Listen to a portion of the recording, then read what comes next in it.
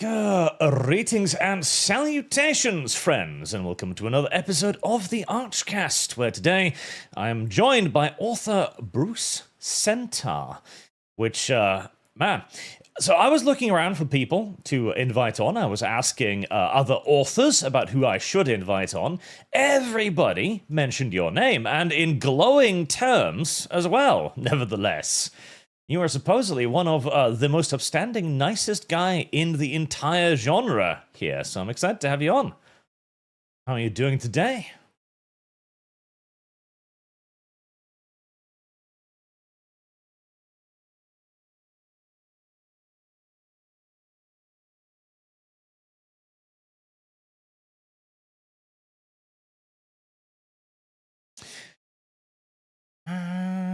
Let's see.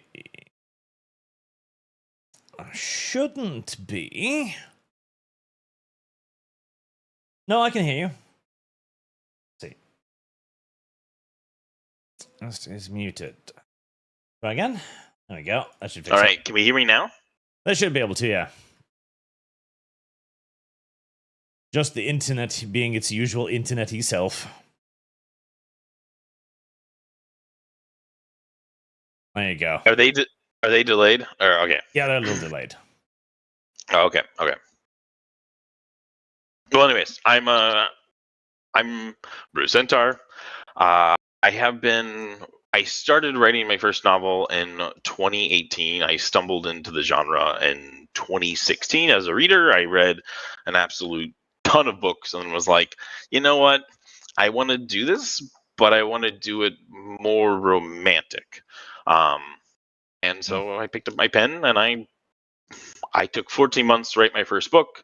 I published it, put it out there on Kindle Unlimited because, you know, as much as Amazon is problematic in some ways, they are really what created indie authors and as a whole, right? And so I put it on Kindle Unlimited. It was a hobby. It was a fun thing to do. And then I actually got a pretty good reception. It was like, I enjoyed this. People liked it. I guess I'm going to give this a shot. So I did that. I did 5 books part-time before I finally went full-time, and that was 2021, so 5.5 years later. Here I am, and I am just happily writing books away. This is my dream.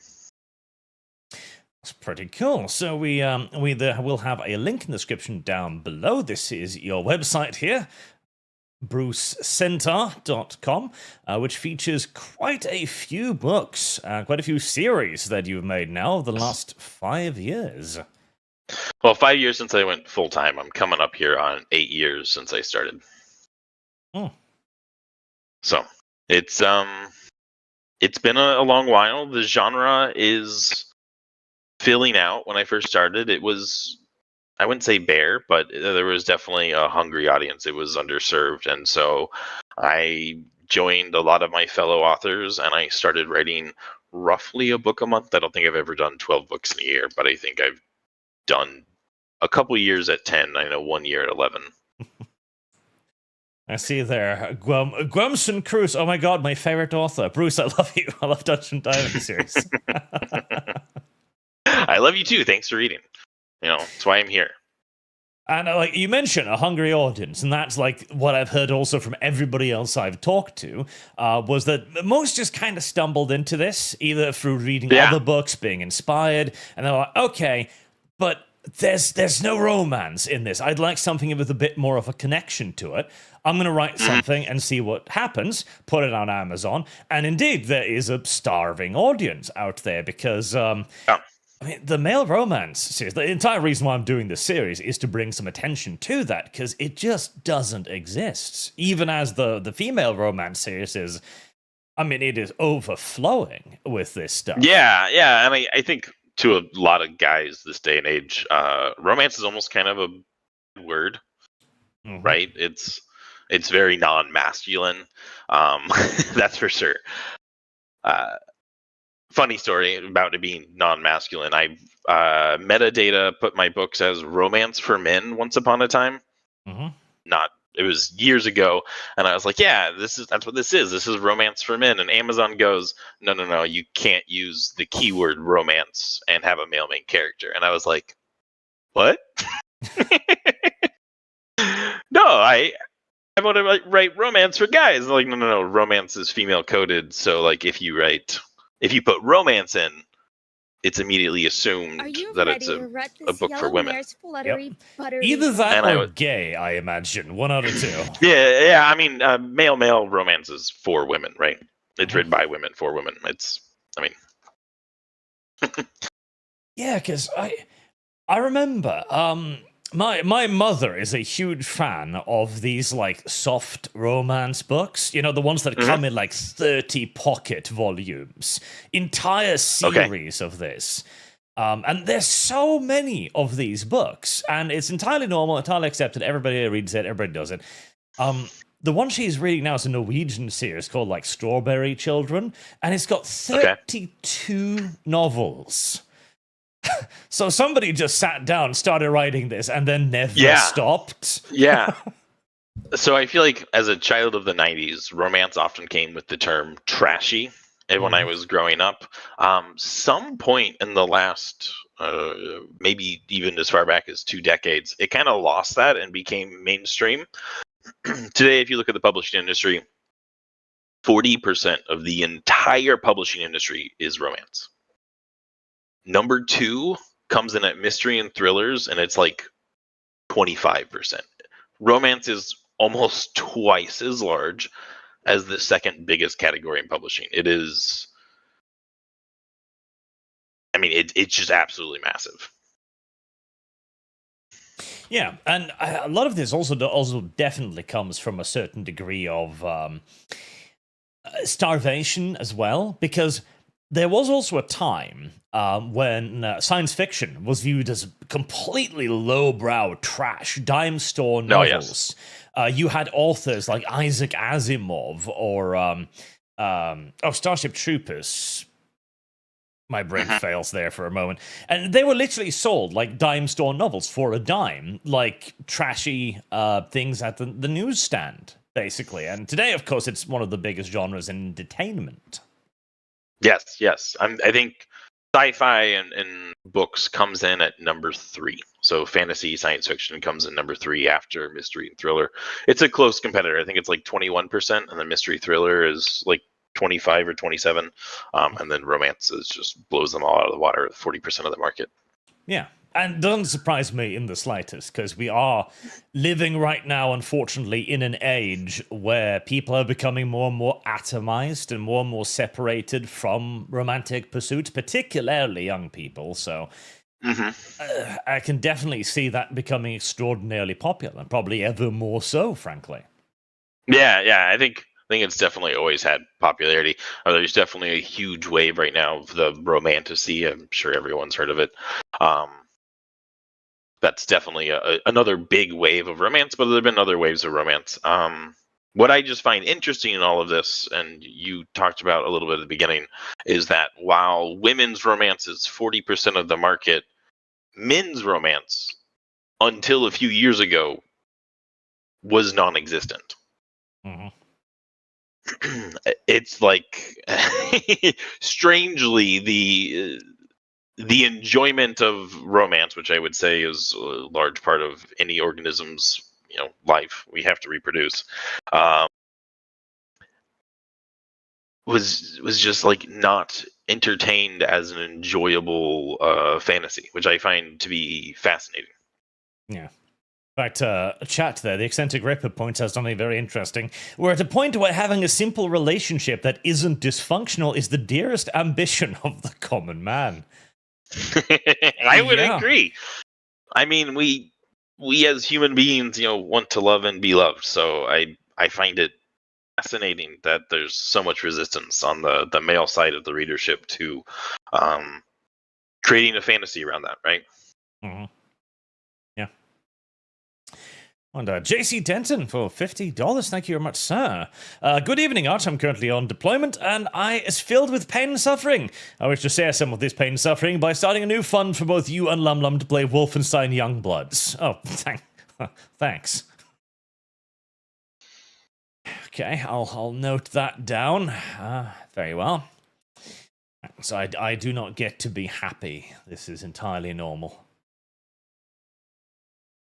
But happiness is an elusive thing for most people today. And as you mentioned, right, this was a hole in the market that you started filling. So you started writing because, you read books and figured, okay, I want something a little bit more in here, a little bit more romance focused.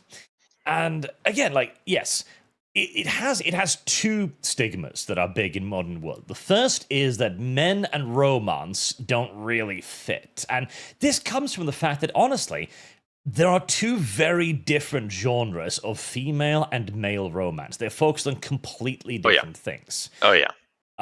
Male romance is near exclusively the power fantasy of building and creating families, relationships, building careers, evolving something. Whereas female romance tends to be far more about being brought into these things and accepted more so. So, obviously, when female romance was the majority, men looked at that and went like, well, this isn't very appealing. This has nothing to do with me, because it's two completely different genres at the end of the day.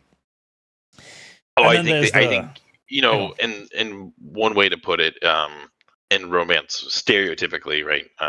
Often when we talk about these things, we're talking generalities. There's obviously far more minutia in there. But generally, the game of romance it's a game of cat and mouse. The men are largely doing the pursuing, and the women are largely being pursued. So, of course, the fantasy of the perfect romance is going to look very different because they're opposite perspectives. Absolutely. And then there's the smut aspects of it. So this was my big moment as well, because I happened across a book. I think my chat mentioned it, named Trailer Park Elves. Yeah. And immediately, I went and I watched your video on that. Yeah. Yeah, my brain went like, Trailer Park Elves. That's such a strange concept. Okay, I want to know more now. And then I was on male romance. So I was like, okay, well, it's just going to be porn. Okay, well, it'll be funny. I'll make a review of it. Chat will have some laughs. We'll just amuse ourselves. And I read it, and there's one sex scene in the entire book, and everything else is just adventure and building stuff. Like, oh, okay, I have misunderstood this genre. And then I go out and read more of it, like, okay, this actually has nothing to do with what I thought it did. This is, in fact, infinitely more wholesome. I think the covers do us a very large disservice. The pinup art covers are, they're reminiscent of all of these. Sakimi-chan, I know at one point was the giant name there. People who are drawing smut art, smut fan art, right? It's very much in that style, and I don't think that does us any favors. I can tell you, when I go to conventions and I put my covers on the table, people walk past, and sometimes they snicker, like, "Oh my gosh, that's a smut book," and someone's like, "That's a really big smut book." It's not what it is. It's adventure. It's about building a family. It's about building these relationships. It's really, I like to say, the lit RPG is kind of where harem lit spawned out of. It's lit RPG with harem. It's not just a smut book, right? It is an adventure book, but in the process, we do romance, because lit RPG kind of became a little anti-romance there for a while. Yeah, so those are the two powers kind of working against this genre, which will... I'm beginning my long work now to dispel. It took me 12 years to change things in culture on gaming, so I'm going to dedicate the next 12 years to this. I can, at a conference, talk to, maybe 100 people at a time, or and educate people, but you have definitely a nice size audience here to help educate people what romance for men, or obviously where it's centrals right now in haremlit, what it is, and that it's not smut books. Yeah, I appreciate that. That's definitely some needed work. We've got 445 people watching now, chat. Remember, hit the like button so I don't have to beg you. You know how annoying it is when I have to beg. It's the only metric YouTube cares about. Okay, I have to. But yeah, no. Because the audience here, like, we've long been pushing for more male representation in various spaces, and largely in entertainment, where we've been looking at movies and video games, like this weird feminization of it, and not even feminization to the point that the women like it. It's just weird. We didn't want that. We were pushing back against it, and this is a new field that most of us are beginning to now discover. Like, oh, there exists romance for men. That's very interesting. Yeah, I do think it's kind of interesting because largely when you talk about things like movies and TV,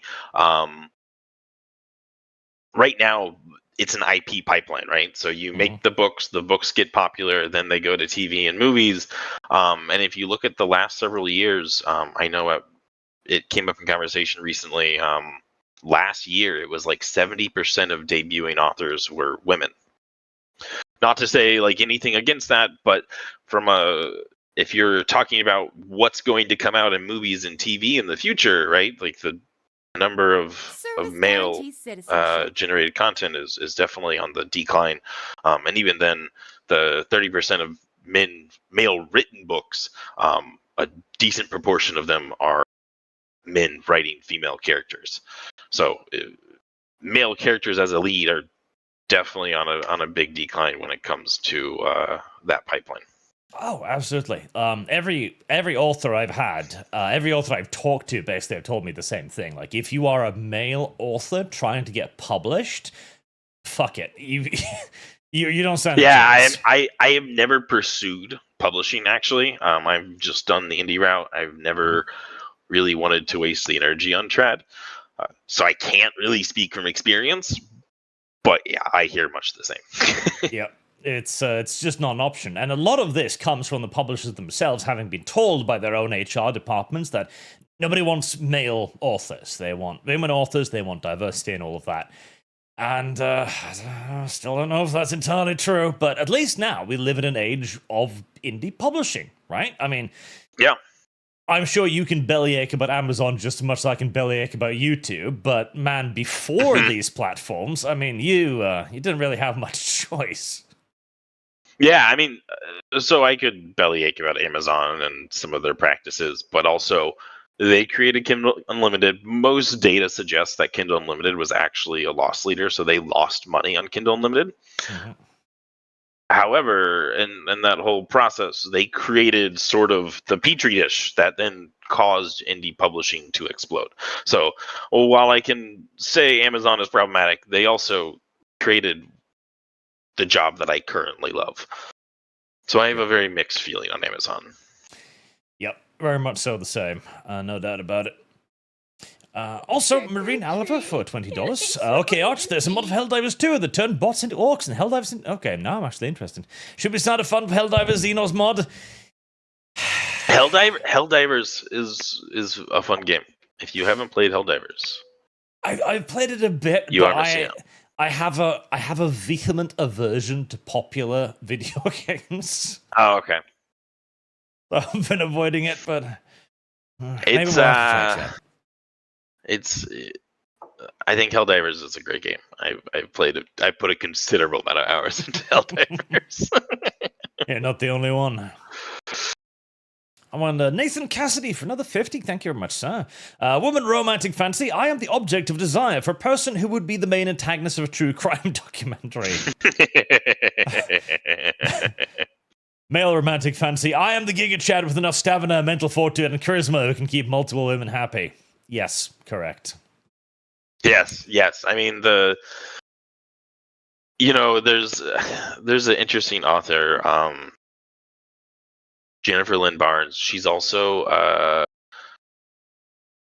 gonna get the word wrong. Anyways, she studies the psychology of writing, and one of the interesting things she talks about is that whenever you read something within that world, you are safe.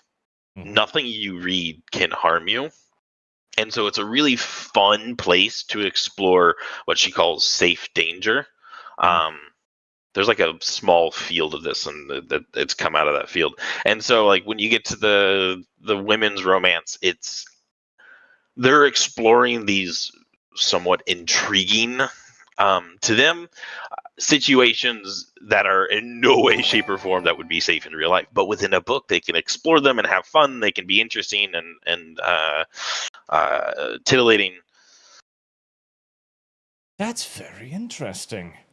I should see if I could get a hold of her, because that sounds like a very fascinating subject, actually. Because yeah, she's spoken a number of times on the psychology of writing. She has multiple New York Times best-selling books at this point in time.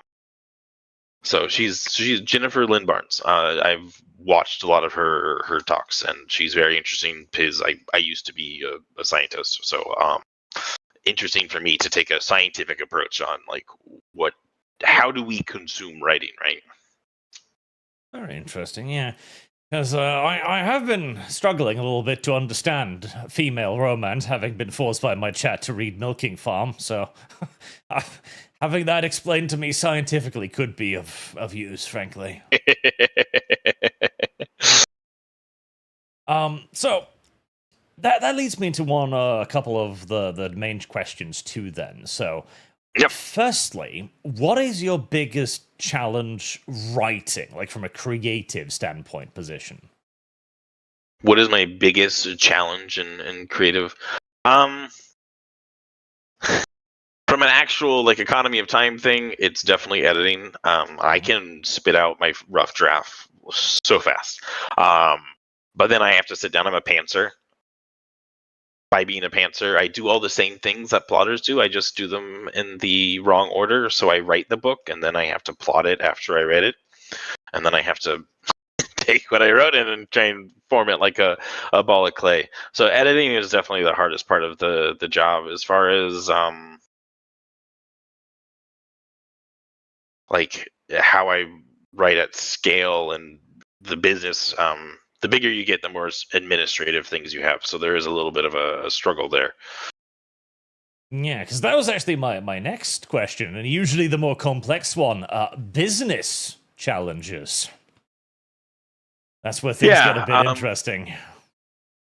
I think the business is actually fairly simple. I like to keep things simple. I have a single assistant. If you're on my server or in my stuff, he pops in and I talk about him. His name is Chris. He also is on my Discord as Bruce's underling. He made that name. I did not do that. Honestly, for me at this point, I'm just like, here's all of the business stuff. Like, how much can you do? I'm gonna sit over here. I'll make the decisions. But like, how much of this administrative task can you take on? And he's my number two. He's my right hand, and I would be so underwater without him. But that's how I handle a lot of the business stuff. There's a lot of decisions to make when it comes to things. But also my thought on writing and burnout and all of that is that essentially burnout is decision fatigue. And so I do try and simplify things and not dwell on them and give myself a lot of time limits to keep myself moving forward. Okay. So, because a lot of people I know also have been trying to start making their own stuff to varying degrees too. Yeah, I mean, I was there. I was a reader, and then I was like, what if I try this? And then I wrote a couple of really terrible books before I figured it out. What was your first hit book? So I went full time off of my second series. It started with the book called Monomaster. It was okay. I only wrote it kind of as a trilogy, and then I wrote a second trilogy, largely because then I tried to write another series that completely flopped. So I actually kind of like took flight, fumbled, and then when I wrote Dragon's Justice is really when I like caught the wind under my wings, and I was like, okay, I can do this. Okay. Dragon's Justice. We'll put that up in the background here as well. So that was like your first moment where you were like, okay, this is actually something I can do, and people will actually pay me to do it as well. Yeah. I had some success with the Modern Master series, and I thought I understand what I was doing, and I like wrote Dao, and then people just kind of bounced off the main character, and I kind of was like, oh no. I was a little scared for a moment there, but then Dragon's Justice picked up, and that series went on for 9 books. It was a fantastic series. I genuinely think it was very good. The first 3 books are extraordinarily strong. Awesome.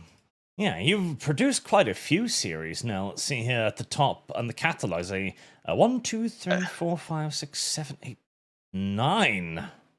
9 book series. Shoot! I was gonna give you a number, and I wasn't gonna give you 9. Oh. Let me see. I've kind of lost count of books. It's somewhere in like the 45 to 50 range right now.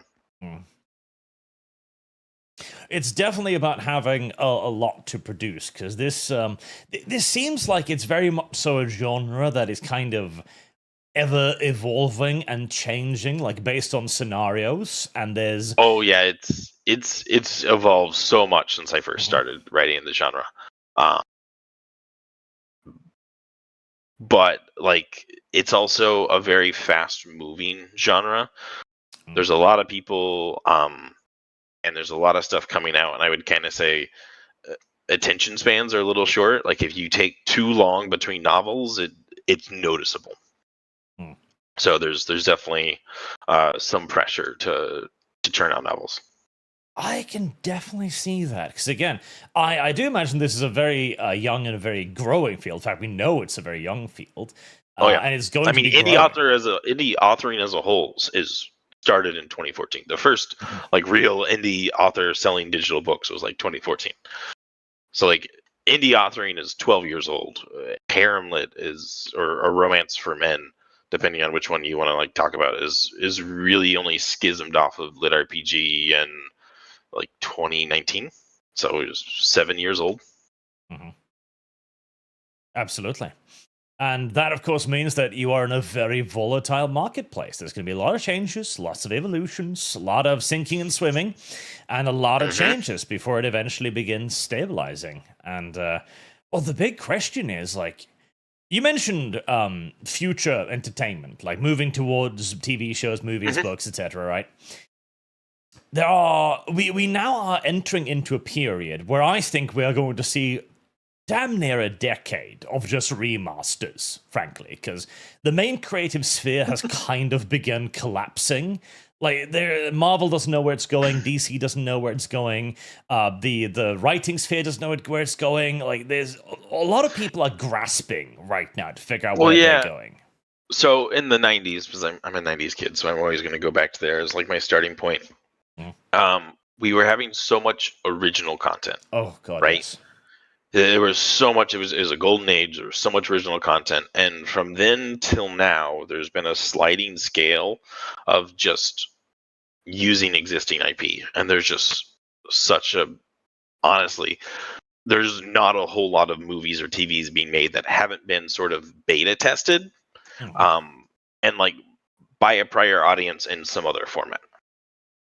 Yes, because one of the beauties of the 90s and 80s and preceding was you were making products to multi-product them, like Transformers created entirely for toys. Many TV series, Biker Mice from Mars, Street Sharks, all kinds of wild concepts were made primarily to sell toys. But to sell toys, you first had to make it good. So you kind of began with the idea that you had to have something really cool and appealing first, and then you could sell it. Whereas now, it feels like there's an expectation that the thing will sell because it belongs to something already established, rather than it being quality in and of itself. Well, so imagine this. You're a business, you're making a decision. And you can say, okay, I'm going to take this. I think it's cool. I think it's good, but I have no metrics to prove it. Or you take an existing IP and you say, well, if at least 5% of the people who read those books come to watch the TV show will get off the ground. Mm-hmm. And so you say, okay, well, I'm going to take the people who have the money. You're saying I'm going to take the one that has the more guaranteed return. I mean, that's really the reality we live with, especially when we talk about TV and movies. Absolutely. Now, the problem there, though, is that these guaranteed returns, they began cannibalizing their own audience to the point where now the guaranteed returns are a poison pill. Like, you've got Ahsoka Season 2 coming up now from Star Wars. Season 1 was absolute dog shit. They have no idea what they're doing. They have no idea what made the character interesting. They have no idea what made Star Wars interesting. And so they're kind of just, well, it's already in production. I guess we kind of have to throw it out the door and pray. Yeah, I think there's a little too much IP recycling. Some of the Lord of the Rings ones were kind of like my limit for some of the fantasy stuff. I was like, what are we doing? Yeah. What are we doing? The Rings of Power was an exercise in how to destroy an IP. It was remarkable. From a book standpoint, a spin-off functions largely like, so let's say you wrote an 8-book series and then you write a spin-off. It doesn't function like a new book 1. It functions like a book 9. Yes. And so from an author, like, I look at spin-offs and I'm like, no, I don't think we should. Like, spin-offs are bad. So the constant spin-offs and larger media is wild to me, but it is what it is, and I assume there are people who are seeing what they want out of it. There are, although fewer and fewer. Now, there's an interesting question then how the genre evolves. So, and I do believe there's going to be more and more acceptance towards things like male romance as we go forward. I'm almost sure of this because we are now pushing towards a far more male-centric age again, and hopefully one of increased creativity, fingers fucking crossed. And I wouldn't we'll be see surprised. how AI ends up there. But we'll get to that. We'll get to that in a minute. So the evolution of things is very interesting. My previous author guest, Michael Scott Earl, was making a video game based on his book. Yes. Tamer, King of Dinosaurs. I mean, like, we're all giant nerds. We would all love. I'm trying not to curse. We would all love to make a video game of our IPs, right? Mm-hmm. The only problem is that you're gonna need like $1 million. Oh yeah, I've heard. I have some narrators that I share with Michael Scott Earl, so I've definitely heard about some of that. They went and did a lot of the voice acting for the game, and so it's a giant piece of work. I don't think I'm there to take that much time away from writing and try something like that, but who knows in the future. I recently got to talk to Katakawa about some of my series. So I do think we're going to see some expansion. We'll see where it all goes. Yeah, because I definitely think like there's an audience for this. I have no doubt about it. Because again, I funny story. I was on the Friday Night Tights with Nerdrotic yesterday. I don't know if you know that crew of people. No, I don't. But please. So I mentioned then that I was going to have you on today, and I was like, oh, he's a male romance author, and the room goes quiet, like, oh. Because that is the general understanding, like, oh, something filthy, and I had to explain, no, it's not like that at all. And once I'd explained, actually several of them were like, oh, that actually sounds really interesting. So once that bubble is broken, I think there's going to be a tremendous market there. I think there's definitely some customer education that, like, if it happens, if we can, slowly leak out into more mainstream, there will definitely be some more interest in growth. I think with Dungeon Crawler Carl is bringing a lot of male readers back, which I think is super exciting. Just that they come back in general. I'm sort of a rising tide floats all boats sort of guy, so I'm super excited just to see more guys reading. Yeah, I do think it's going to have growth, and once it gets into other areas that are perhaps more accessible, forms of entertainment, I think that's also going to help a lot. There's going to be a breaking point where this will really start getting popular. I'm almost sure of it. Yeah, almost sure of it. We'll see. We'll keep. I'm definitely not going anywhere. I'm gonna keep grinding away. I'm sort of I don't want to have too high of expectations. I'd rather be surprised and disappointed, if that makes sense. So I'm just happy to do what I'm doing, and I'm happy with the fans that I have, and I'm just gonna keep chugging forward. Obviously, opportunities like this to go out and talk and spread the word, I'm gonna take them, because I do think there's an audience out there that just doesn't know we exist. There in chat, Rachel the Radiant, F&T, that's why I'm here today. There you go. We lured in one person at least.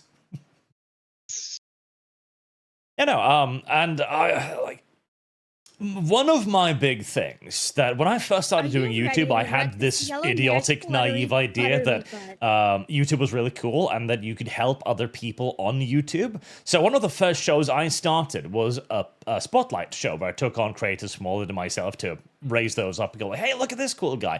Wouldn't it be nice if we could all do this together, right? Didn't work out very well. They basically all backstabbed me in the end, but I maintained my naivete. And I really think that especially in something young like this, like in writing, etc., there's a real opportunity for the rising tide, as you say, to bring everyone up and go like, hey, look at this cool thing. Wouldn't this be nice to bring out to everybody? Yeah, and I think the community and the indie writer is actually pretty friendly. I spent less time now, but earlier in my career, I was spending a lot of time coaching new authors. Everyone was super helpful. I think, unlike a lot of things, I solely can't produce enough books to keep readers entertained. It's just the fact that the people are reading faster than I can produce. Even if I got a small army of writers with me, there are people that are just devouring books. So in a sense, we're not really that much of a competitor, unlike so many other businesses where your people's time is at such a more of a premium, so to speak. So yeah, I think the writer community is great.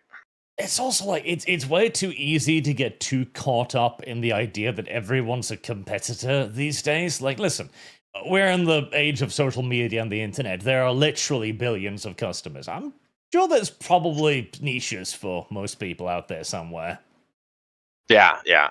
And a lot of the people I ended up working with were romance writers, usually because there's probably just more of them in general. And so then it's not really competition. It's yeah, I can talk with you and we can work on some of the basics of the business, and there's zero chance that I'm cannibalizing my own stuff. Yeah. I think there's good opportunities there. And you mentioned people reading faster than you can write. And that's another thing too, right? Because a lot of the advantage I find with the male romance books I've read so far. So obviously, I take time to read every author I bring on, just to make sure I know a little bit about them. For you, I read Dungeon Diving 101. Yep. I loved that. That was a great book. Well, thank you. Main character was a pinch too weeb for my personal tastes. I like to do different things. Sort of, I guess that's my thing. Every book I have different writer challenges I'm giving myself, because I didn't go to school for writing. I don't have any background before I started this, so I am kind of still learning on the job. So I had new challenges, and so his challenge here was actually, it was actually kind of to make him a little more weeb, to be perfectly honest. Little weeb. And honestly, all my misgivings about the weebery were blown away when you introduced Desdemona, which is now my favorite character in any litrpg I've read. Oh, Chef's fantastic. Kiss on that one. Perfect. Yeah, I mean, one of the benefits of writing in a romance room in a harem format is you have someone for everyone, so to speak. There's no okay. So last author stream, I got a great question from chat, which I'd like to ask now almost constantly to everybody. When you're writing, how do you balance out adding in new girls, contra giving the spotlight to perhaps all the favorites? Okay, so the number of girls is probably the hardest part of writing what I write. It's the Achilles heel, because so for a long time the prevailing advice was write one new romance per book. And of course, as you go, the main character is popular, the series is popular, but you are going to dilute the characters that already exist. It is one of the greatest challenges, and one of the more interesting things is, as I've received fan feedback, as I've actually slowed down. My most recent series, I'm doing a romantic arc that covers 2 books. Really trying to keep it small to a smaller cast so everyone can get more page time and we can get everything. As far as who I give the spotlight to, I will say my experience are there are 2 characters in every series that are the most popular. It is the first character, first love interest introduced, and then the one that takes the longest to get. Makes sense. Interesting. So, like in Dungeon Diving, it's Dez and Crimson. Yeah, I can see that. They've also got differing but also somewhat similar appeal, as one of the other things, too, that I've noticed in most of the male romance books I've read is this is the male fantasy, the absurd notion of being pursued by the opposite gender. Yeah, I mean, right? That's a fantasy. And so, I mean, like I said in the beginning, it's human to love and be loved. I find like that anyone finds it weird to enjoy having romantic partners seek you out. They're the weird ones. I think that's perfectly normal. Mm-hmm. But yeah, like that is that is at the core of male romance as well, which I've seen again and again. It's like, I mean, it's what it is. It's natural. It's reflective of our regular world. Women are the choosers, and so this is something that obviously appeals to a lot of people. I mean, hell. Well, it's also very popular to flip the script. Yeah. A lot of romance for men books. Either popular. I mean, I wrote a superhero one. I don't know if I created it, but a lot of the superhero ones now, the superpowers are like on the X gene, and because of that, there's more women in the world than men. Mm-hmm. And so then you have just you fundamentally flip it with a very reasonable explanation, and then suddenly men are being pursued, and that becomes normal place in the world, and people seem to very much like that. Yeah. I mean, there's a reason why in anime, the harem genre has basically been there from the beginning, where that has been one of the main selling points. Even in like the main lit RPGs, they have no harem or romance, but they often have the main character surrounded by beautiful women. I mean, it's just like constantly, even though, harem is bad there. Yeah, so I think it's a perfectly reasonable fantasy, and obviously I've been enjoying writing it. Mm-hmm. Apollyon Curse for $20. Thank you very much, sir. A question for Bruce, courtesy of my wife, since someone forgot the last fireside chat. Besides Crimson, if Ken's girls got into a brawl cat fight, amongst themselves, who's the last girl standing? Probably Felon right now. She's like a very well-rounded. She's a cat girl. That I call the race Sneakorians in the series, and so she's very well-rounded and also has healing magic. She largely functions as like a all-around support. I think she would probably win a brawl. And thank you for the donation to the Youngbloods Fund. You better know I'm going to put that at like $2,000, fuckers. I do not want to play that particular video game. Thank you very much. All right. So, I want to then also tackle one of the big questions, because this then kind of leads into the final, like, wider topic of the culture. AI, because this is one of the things that is going to cause probably the most waves out of everything. Let me settle in here for a conversation about AI. Yep, in the writing AI, sphere, in movies, entertainment, just everything, probably. AI is Pandora's box. It's open, it's here. I wish I could shove my head in the sand. I wish I could close the box, but it's out. It's loose. It's being used, and it's getting better, like so significantly. I definitely played with some of the image generators when they were first becoming more popular. When there was the was it automatic 1111? What was the name? Anyways, and you could, and it became more user friendly. It was garbage, and we were all like, it'll never be anything. And now we're here like a couple years later, and it is substantial. We're noticing the genre. There's definitely an uptick of books. We're noticing that there is some AI review schema happening right now. It's unfortunate. Like for me, from an author, like as an individual, like I can't do a whole lot about it. I'm happy to just like kind of plow forward. I'm very lucky to have a brand that predates all of this AI stuff. I am, as a author, just kind of not using it because I do think it is problematic still at this point. Mm-hmm. But it's gonna be here. It's gonna exist. I think creating art is part of the expression of the human soul, and I really would really hate, but obviously I'm biased, for that to disappear. Yeah, no, the issue is that it is actually getting really good. I've been using AI to make art of characters and backgrounds and everything for a RP that I'm running, and they look good. There's going to be issues here and there, like some things that look a bit off here and there, some things that he forgets. But overwhelmingly, AI image generation has gotten so solid that you have to look for the faults in it. Yeah, there's usually just a quality to it that I feel like I can still catch. See? Yeah, no, I see that, because you've got a certain, like, sheen to it, kind of. Yeah.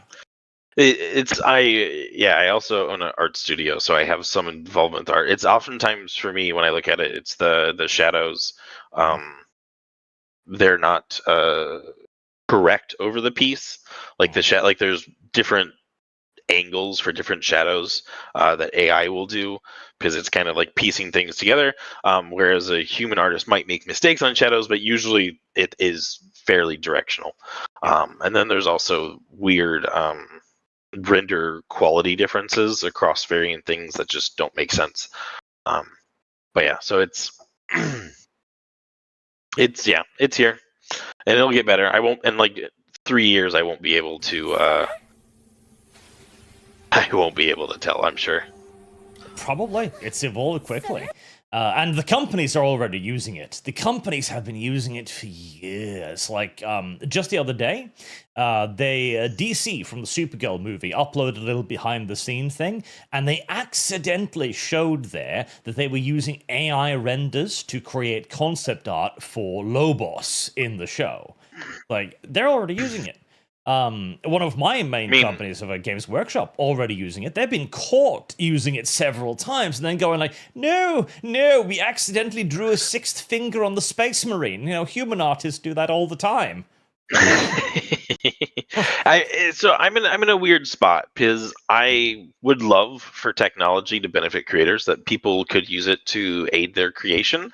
But I also really don't want it to replace human creation. And the unfortunate reality is while there are many people at companies that might use it to make their repetitive tasks easier, the companies themselves are very determined to take the artist out of the equation and shove AI into that slot.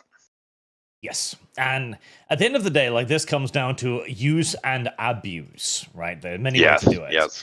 One of the examples I like to bring up is I've been tracking a couple people who use AI to write, and they use almost purely AI to write, which means I saw one guy who could put out a book a day, right? And then upload it to Amazon. And it wouldn't get much attention, maybe only like 2 or 3 purchases of the book or so and so many page views, etc. But it didn't matter, because if you're being paid by the page view, and if you're producing 30 books a month continuously, that stacks to the point where, okay, that's income now, and it's cumulative income that'll only keep increasing. Simultaneously, I look at that and I go like, that must be a nightmare for everybody else too.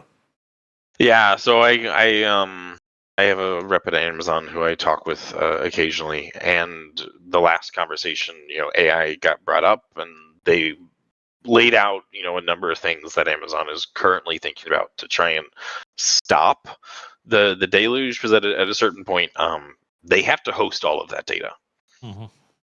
If you have 1,000 people all uploading a book a day, they get 2 reads.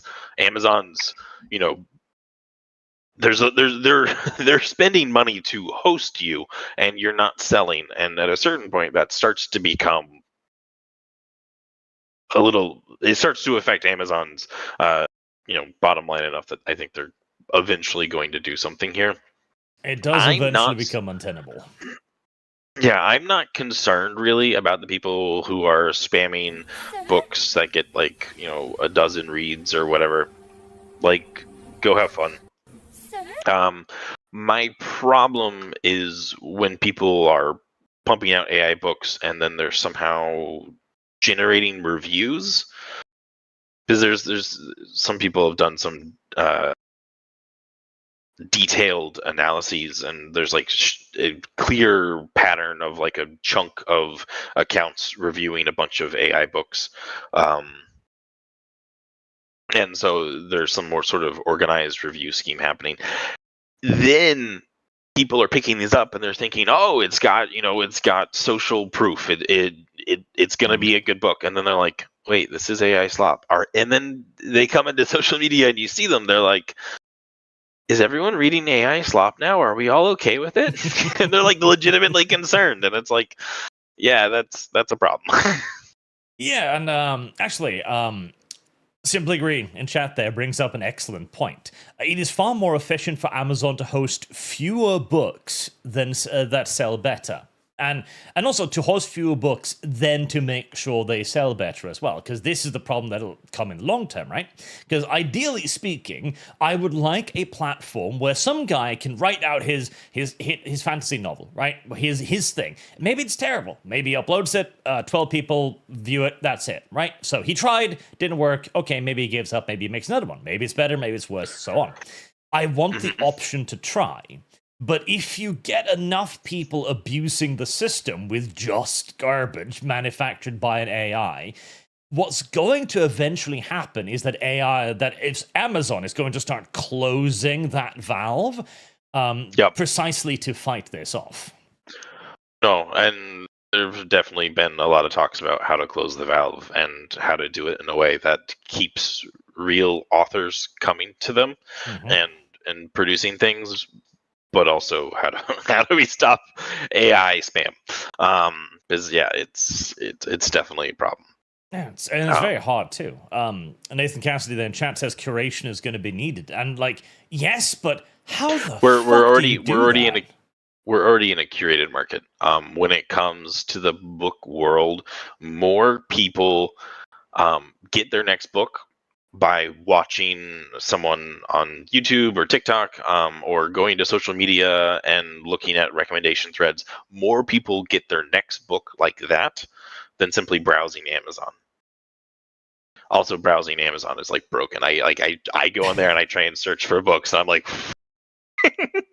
why am I getting a horror book when I'm trying to look up romance for men? Yeah, that's happened a couple times. I found that Amazon was quite good once I was looking for a specific thing. Like, it recommended me loads of really great history books. Yeah. But then I picked up Trailer Park Elves, and then I started getting interesting recommendations. Yeah. Amazon's algorithm, I think they shipped it too much. I mean, I clearly got broke. Maybe about 2 months ago was around one of my launches. And suddenly I was trending with authors that had absolutely nothing to do with me, and like my recommendations off of my author account were just like wild and weird. And so they break things a lot, probably because all the coders are using AI and have forgotten what their own code looks like. Probably. We are okay. There was this is the really scary thing, okay? Because we can talk about AI content, which is a threat to everyone to some degree, but Yeah. a while ago, like, we are entering a period of crisis of competence, almost guaranteed. Where I mean, I know exactly. Yeah, there was a big article where they wrote about how a lot of the US's old nuclear silos, nobody knew how they worked anymore because they were all like engineered together duct tape solutions to problems nobody even fucking remembers. We're gonna end up like that, where somebody's gonna look at YouTube's backend or Amazon's backend and go like, "What the fuck?" So there was an interesting study on oncologists, right? And so they read the X-rays to try and determine if you have cancer, and that's a big part of their job. So they're reading these X-rays, and then someone gave them an AI tool to help them read the X-rays, and they let them use the tool for 3 months, and it improved their accuracy. And then they took the tool away, and they were 30% less accurate than before they had the tool. Yeah. In my personal life, I moved like 3 years ago, and I have completely offloaded the part of my mind that like maps out streets to Google Maps, to be perfectly honest. I like don't know where anything is. I just have to put it into Google Maps to go anywhere I want.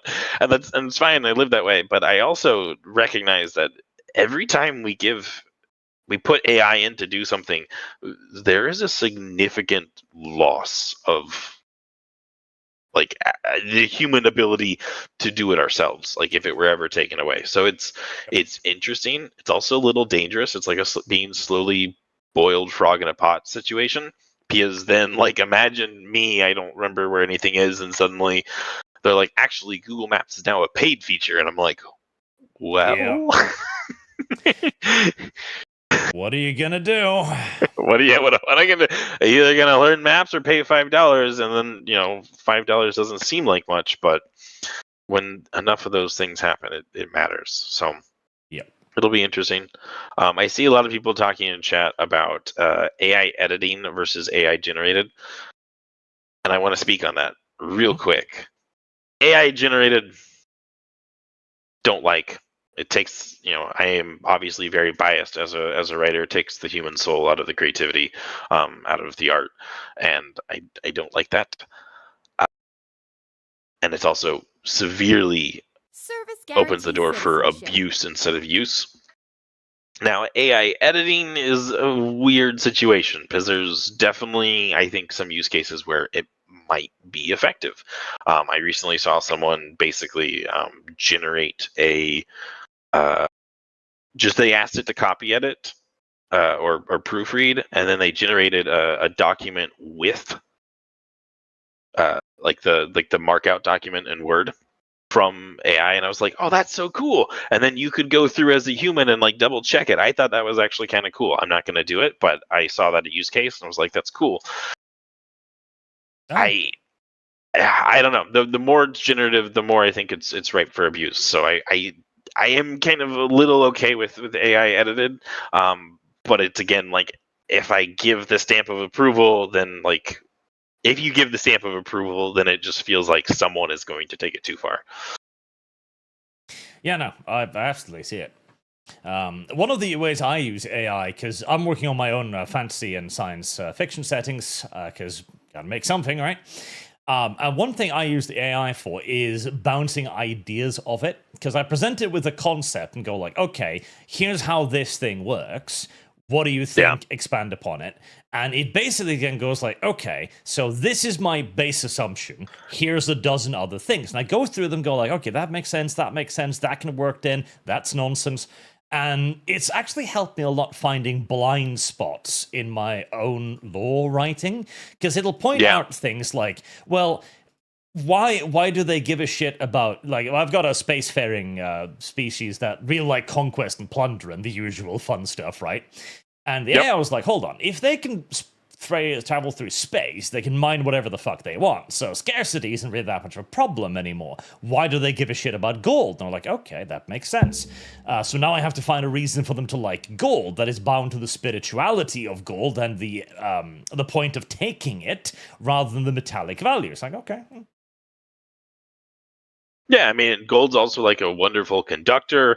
You could do something where it's like critical to certain technology. You could start burning gold somehow to make fuel. Yeah, and like, that's All the sorts of beautiful fun thing. things. When you're creating a universe, you can do whatever the fuck you want. It can have magic, it can have dragons, elves, whatever you want. But once you've made it, it has to remain consistent. So you got to make it well first.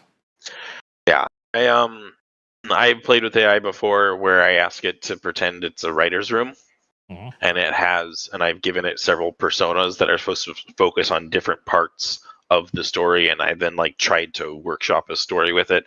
It's interesting. Nothing really has come of it, but I definitely can see a use case there.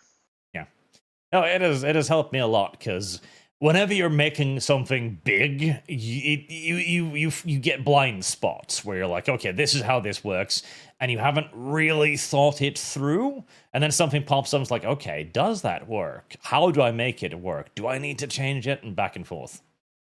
Yeah, I understand writer's room for like TV shows so much more after I worked on some of my webcomics, and like there was a script writer and a storyboarder and like 3 people in a room suddenly going over a script, and it's like, oh, these people have like solid perspectives on different things, and it adds value. So like it's hard to do that in a silo, and so AI could definitely be a tool if you want to use it for that.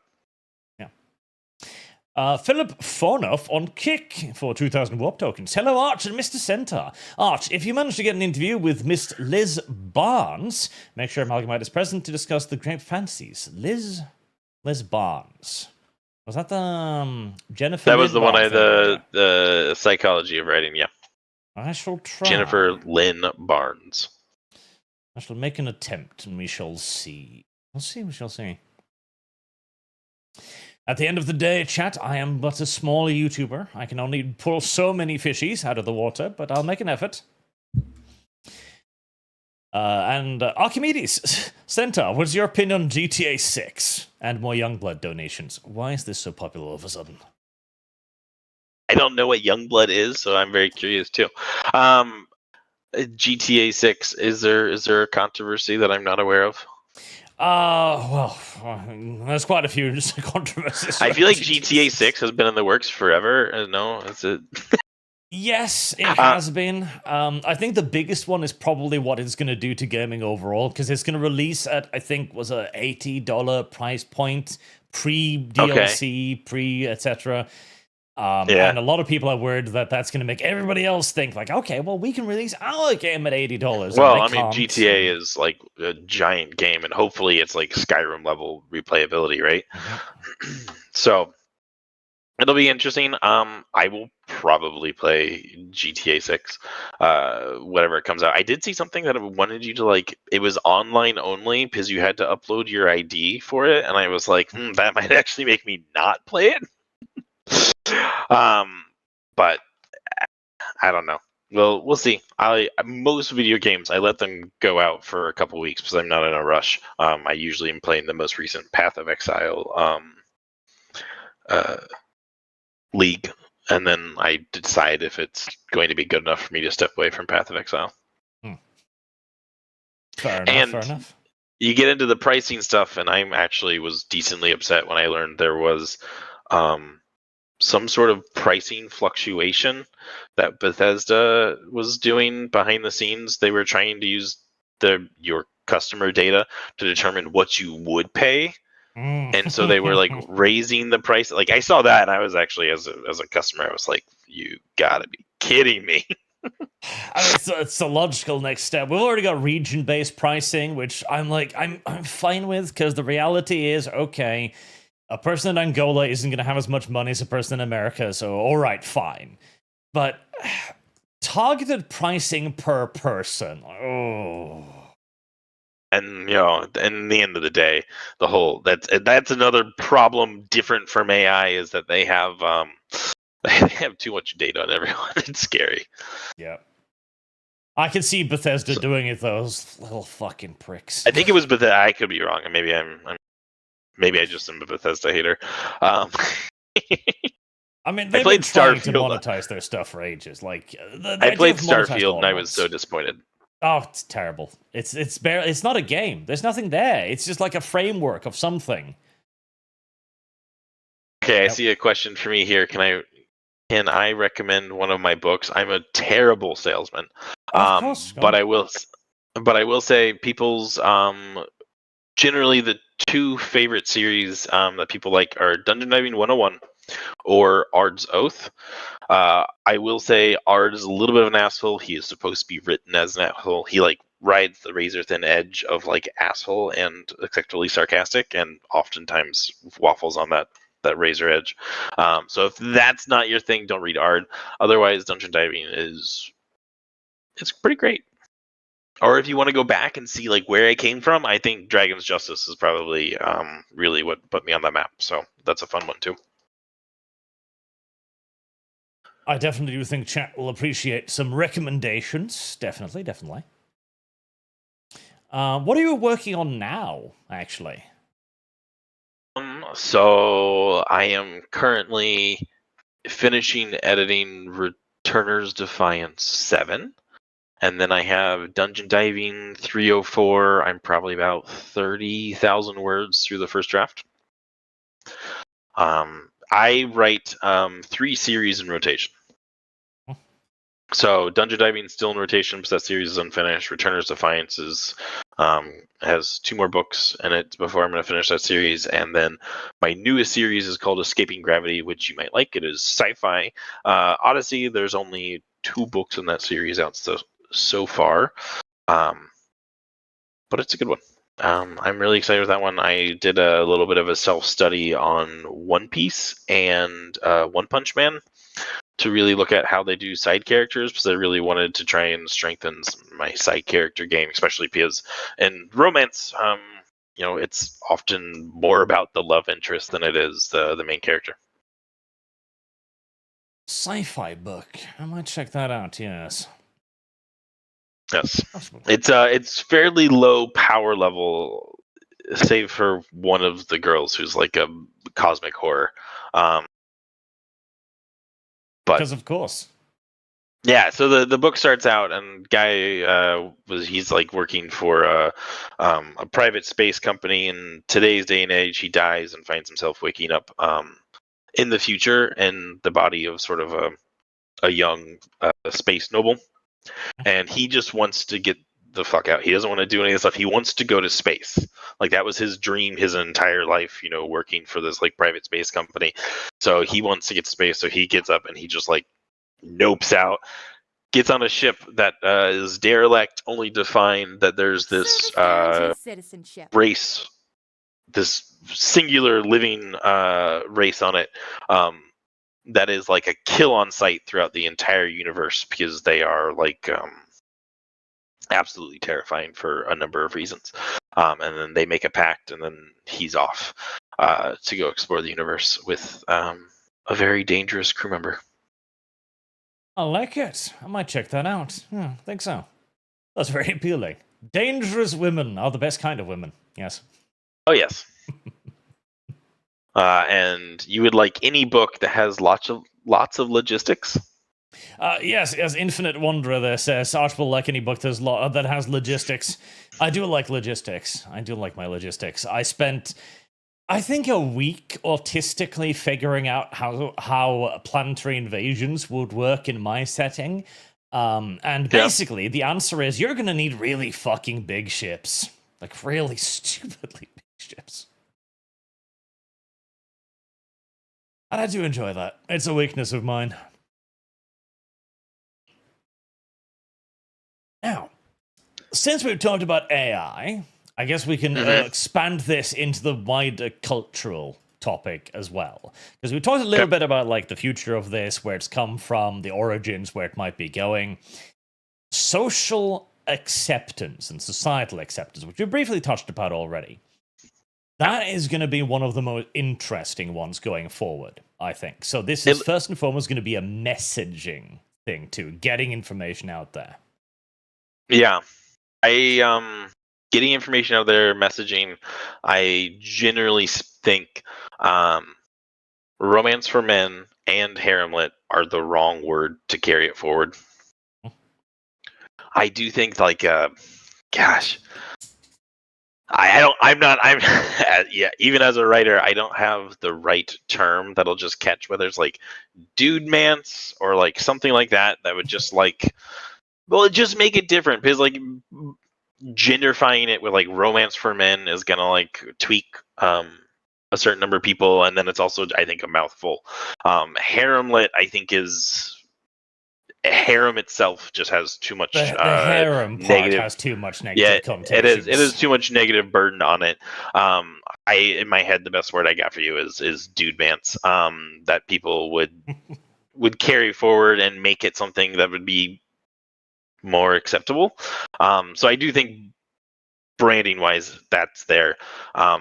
And then I do think at some point we have to move away from pinup covers. The question is what we do then. I did a couple on what I call discrete covers, kind of following some of the trends from Romantasy. I don't know if Romantasy, one of the reasons it's such a big trend was we went from shirtless men, and they took the shirtless men off the covers and they just put like a dagger with a decorative background. And enough of the big names did that then became the iconography for the norm, Romantasy. Yeah. And then people could see that and know what it was. I think the romance for men category needs something that isn't the pinup cover, that is identifiable and interesting to the general male audience. So I tried a couple stuff. I don't think I'm going to set the trend, but I might try to do some stuff there, just because. Sorry, I just looked down at chat for a second. It was like, "What's the recommendation? Man love." Man love. Once upon a time, there was what was the term? Men's adventure.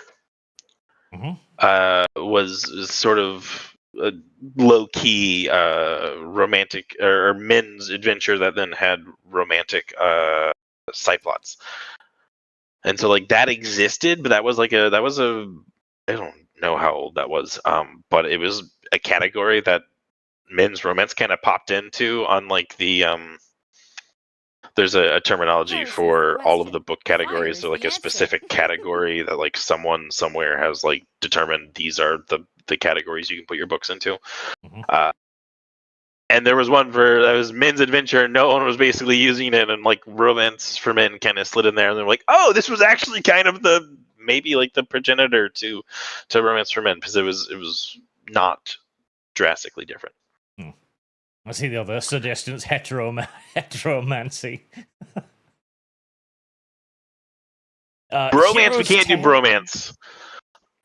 See, because this is a question of branding and terminology, which is actually very, very, very difficult, because we don't think about these things, because everything that's already been established has obviously been established. Now that it has been established, we're like, well, duh, that's always what that was supposed to be.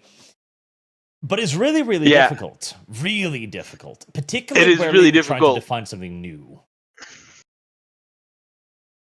It requires a certain critical mass, not only for the name to stick, but then for the name to go into the wider audience. I'm not sure if we have the critical mass. I would say like litrpg and Dungeon Crawler Carl is like sort of defining litrpg again, with that going into mainstream. And I'm looking at like the number of people it took for that sort of bubble to pop. I don't know if we're there. I don't know when we'll be there, but I do think we probably need not harem lit and not romance for men as the phrase to bring us there. Yes. Because it requires critical mass, but it also requires a term that is understandable immediately so and conveys the meaning of the thing.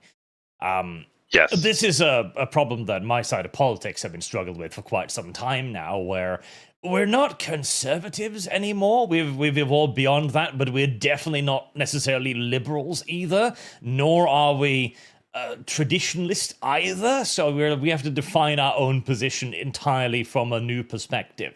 Nobody's really been able to figure that one out yet. Politics sucks because you're trying to take a lot of complex ideas and then distilling them down into like a number of groups you can count on your hand. It's ridiculous. Yes. Because I mean, politics as a whole covers such a wide range of topics.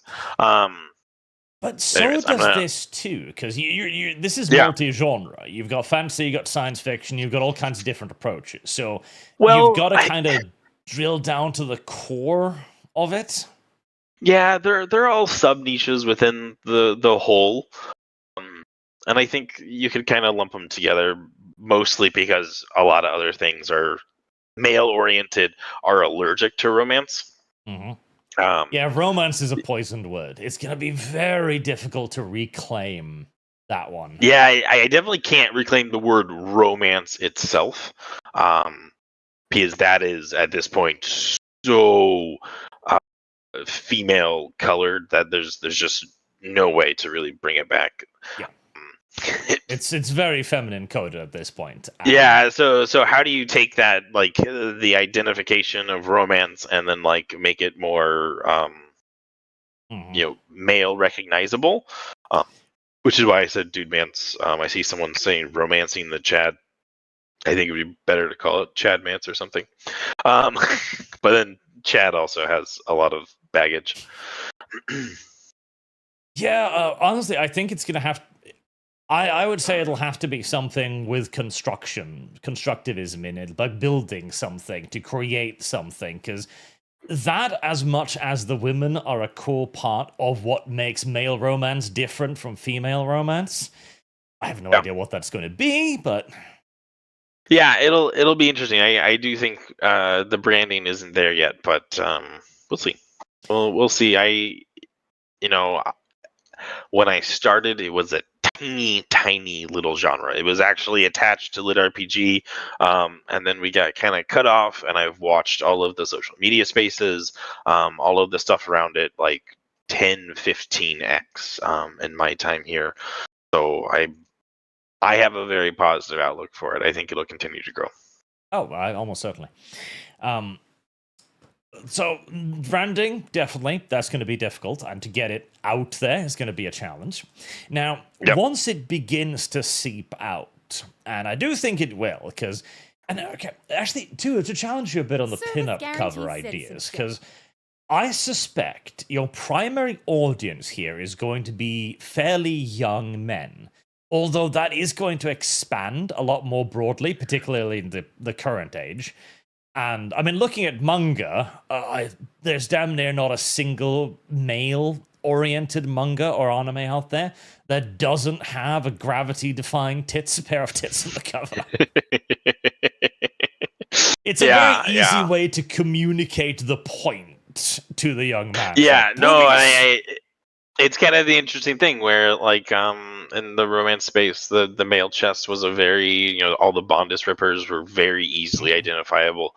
But to pull themselves out of the back of the bookstore, get themselves space in the front of the bookstore, and with those big hardbacks they have now, they had to take that off.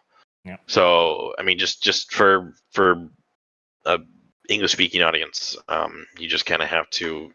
They're prudes. Either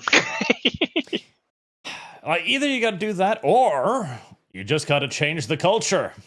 It's going to take. Yes. I mean, well, that's I don't know if I'm going to tackle changing the culture. I do want to push it into mainstream, and I do want men to feel more comfortable with romance in general. I think that would be absolutely fantastic. I feel like I missed a question. Yes. At the end of the day, like, that's just kind of what you have to do in these things. And I've kind of made my peace with that ever since I started with the politicking. Like, there are no quick fixes. Everything's going to take forever. Everything's going to need to be spread very, very, very slowly. And I don't know, like, changing the culture. Manga, for example. Like, I remember when I was a teenager and I saw my first manga in, like, a shop, and there was just a giant pair of tits on it. And I was like, am I allowed to look at that? Are we sure? And now it's everywhere. Yeah. Manga is just normal now. Yeah, I was also early on the manga phase, and it was like, I would never show that in like my let it fall out of my book bag at school. That would be terrifying. But now it's mainstream, and now it actually, during COVID, it had a huge boom in the bookstores. And at least for myself, I'm pushing. I have 2 webcomics pretty strongly through development. I have a third one that's just kicking off now. I've been talking about them forever because they apparently take a very long time to produce. But hopefully I can find a bigger audience there. Maybe I can get the manga and the webcomic crowd aware of romance for men, and maybe we can make something of that. That's kind of my hope, at least for the short-term future. Definitely send me a copy of that once you've got it done, because that'd be very interesting. Yeah. Because webcomics, there's a fascinating thing, because I remember when that was the hottest thing imaginable, and like webcomic authors were like damn near celebrities. It burned really hot during the COVID phase. Yeah. And then it's definitely cooled off, but it's still there. And as far as like audience is concerned, like total number of like dudes reading books isn't actually that big when you talk about like total entertainment sector. And then you talk about webcomics, and you're almost like 10x of dudes reading books or reading webcomics. So we'll see how it goes. Yeah, I've been learning a lot through this whole process, and one of the more recent ones, I got a chance to talk to Katakawa about it, and so that's always exciting. See what I can do there. Definitely. Webcomics is an interesting way to do it, certainly, and just a way to broaden the horizons, as I do think reading books, oh god, this is like a sad part for me, because I have an entire... I've filled out 3 bookshelves, and I'm going to have to get a 4th very soon. Because I love reading. I'm a big fan of reading. I think reading is brilliant. Everybody should do it, but nobody does anymore. And I get why, because even I listen to audiobooks half the time these days, because I'm too fucking busy. I can't sit down and read anymore. We're busy, obviously we have a lot of other things competing for our attention span, and books require a pretty decent attention span. So it's it's hard. I guarantee you, like there's already an Amazon AI thing that reads like a book to you. It's not very good, but it exists, and it does basic voice acting. Like, give that another 2-3 years, and you're basically gonna have fully voice-acted books just at the press of a button. At which point, nobody's gonna be reading shit. I have narrators who do audiobooks for all of mine, so I do have audiobooks for those of you who are listening and interested in those over reading.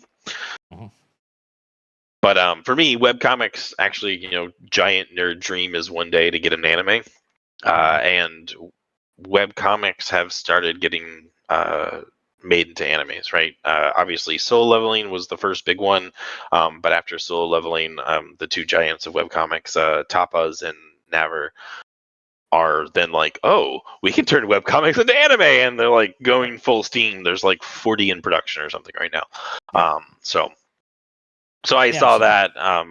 I was interested in doing it even before then. I was like, yeah, okay, let's do this. Let's see what we can do. See if we can find a broader audience there. And particularly also a multinational audience. I'm also in China. I have a weird small fan base in China too. So that's cool. This is gonna need to happen, I think. There's gonna have to be a broadening of the market, and an actual wider market rather than the more classical term. Because books, I hate to say it, but books have got like 10, 20 years to live. Okay, I fucking hate it. But I die a little inside that you say that. and I'm gonna like. Sorry, I saw someone there saying my video is gone. Is it? Let me see. No, it should still be there. I can see it. Okay, sorry. But yeah, so I mean, hopefully, I'm hoping books stick around. But I can understand that it's going to get harder and harder. I'm actually super interested. Some of this AI stuff, there could be really creative things. I'm hoping the indie business expands. Yep. That is, we make things more accessible. We see more indie games. We see potentially indie like animation and things like that. With you give some super talented artist AI that is going to exist in 5 to 10 years, and that artist might be able to like create some really cool stuff on their own. And so I'm excited to see indie expanding. I hope books stick around though. I entirely agree. Like, my hope for AI is it will become a democratizing tool for creativity, where if you have a version of the Lord of the Rings you want to tell, your supercut version, you can just make that in AI.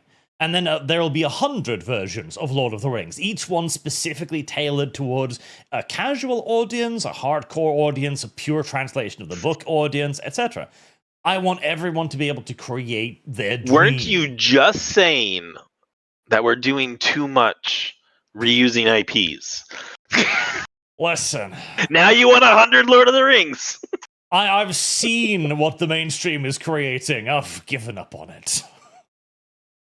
But like books, books are gonna die. I hate it because it requires too much attention span, and every metric shows us that that's just trending fucking downwards like a dead fish. And I hate to see it. But for anything to survive, you've got to go broader. Michael Scott Earl, like as I mentioned, was making the video game. I think video games are an incredibly fertile field for this. Oh, yes. The problem is the investment required. Like, you're gonna need... Yeah. It's not only just the monetary, but then it's the time. Yeah. So, it's like I have to pay for it, and then I have to scale back my writing to while also paying for it. And so it's very difficult. You gotta run it, and it's going to require a studio and employees and people managing it, and then making more decisions. Yeah, so it's like, okay, well, you want me to pay for it, and you want me to write less books. That's hard. But yeah, Michael Scott Earl, super props to him. Like, as a fellow nerd, like, just so cool that he made a video game. If you haven't seen it, go check it out. It's on Steam, I think. Yep, Tamer, King of Dinosaurs, and like that's gonna be a thing. And as video game making tools become more common, more easily accessible, eventually the price of making those games will go down, and it will become easier. So gaming, definitely. Yeah, I've definitely thought about my dungeon diving series. Like, can I make it into? I'm more of like when it comes to a lot of games, like a roguelite player. So can I make it into like a Stardew Valley, more like the pixel of you diving the dungeon and then give it some sort of randoming elements, and you romance your team as you go down. I think it would be so cool. But absolutely, I don't know when I would find the time to make it. One of the big things I think, I talked about this with Michael as well, is you've got to create something of specific expectations within what you can make. Like Tamer probably went a bit too broad, I think, because a lot of people are looking at it and think like, oh, this is going to be like Ark. It's like, listen, he doesn't have $14 million to build a video game, so it's not going to be I saw it and I was like, did he get Ark's engine? There was some other game. I like survival games, so I played a ton of Ark. I played, unfortunately, online. But then Windrose, I played recently, and I was like, this has to be the exact same engine that Ark ran on. So I don't know if you. So then when I saw, I also saw his, and was like, okay, maybe the engine's out somewhere, and you could do things easier. There's a lot of assets nowadays. You don't have to make everything from scratch. No, and in the case of Dungeon Divers, I could absolutely see making something almost like Vampire Survivor-esque, pixelated graphics. You go down, you gather resources, you come back, and then you have like an overworld scene, which is Maybe like exploratory 3D, like those old hidden object puzzle games where you can go visit the girls and romance, etc. And I mean, you've got the voice acting already, so you can plug most of that. Yeah. In. Yeah, no, I that's what I'm talking. I'm more of a roguelite if I wanted to do anything, and like overworld, Stardew Valley, sort of like a little bit of space to explore, and then you go down to the dungeon, you get experience, you get stuff, you level up, and see how you can do it. I would love to make that, but we'll see. Yeah. When you do, contact me for voice acting. I'm already going to work with Michael on something for him, so I'm going to be the prolific name in this genre, God damn it. But yeah, no, games, definitely, that's going to be a thing. Animation as well is interesting, because you already have, like, because obviously the Japanese animation industry is quite large. We had, oh my god, we had the best animation industry in the West. We had the top tier animation industry here. Yeah, we completely dropped the ball on that, though. It's gone. We destroyed it, and it was largely Disney, because they were like, okay, well, we can make 3D instead. That'll be so much cheaper. No, it wasn't. We can release so many movies. No, they couldn't. Yeah, from the webcomic stuff, like obviously I speak English sometimes. And I wanted to find a team that spoke English and like I could work with, and it would be a little simpler that way. But there's very little art talent left in America that is actively working on these sorts of projects that you can find. You have to go overseas to find people who have much experience. Yeah, and the talent that does exist is usually something that takes an incredible amount of time, an incredible amount of money to build. Oh, there's definitely some insane people here, but it's like, someone who's like, yeah, I can do a 30-minute video for you for $500,000, and it's like, what? Yeah, no, exactly. Like either that, or you've got to literally nurture the talent from the ground up. Like, yeah. The Hell of a Boss YouTube series with VivsyPop. She did a fantastic job with the management aspect of all of that, building the team, growing it, expanding it, eventually getting Amazon support, etc. She's done a fantastic job of it, and with incredibly skilled animators. But again, that was like a 20-year journey, at least, to build that. Yeah, I'm trying to build the whole Romance for Men thing. I don't also need to build the animation industry in America. Yep. That's a bit of an ask. Listen, you're a young man. You've got the 20 years it'll take. I got gray. My beard's turning pretty gray. It's not fully gray yet. Get to work. But animation, absolutely. And there's something AI can really help with, too. Human creativity at the core, and then that does the dirty work of actually creating the visuals. So if you know how anime is created, I have a very layman's understanding, so someone in chat's probably be like, actually.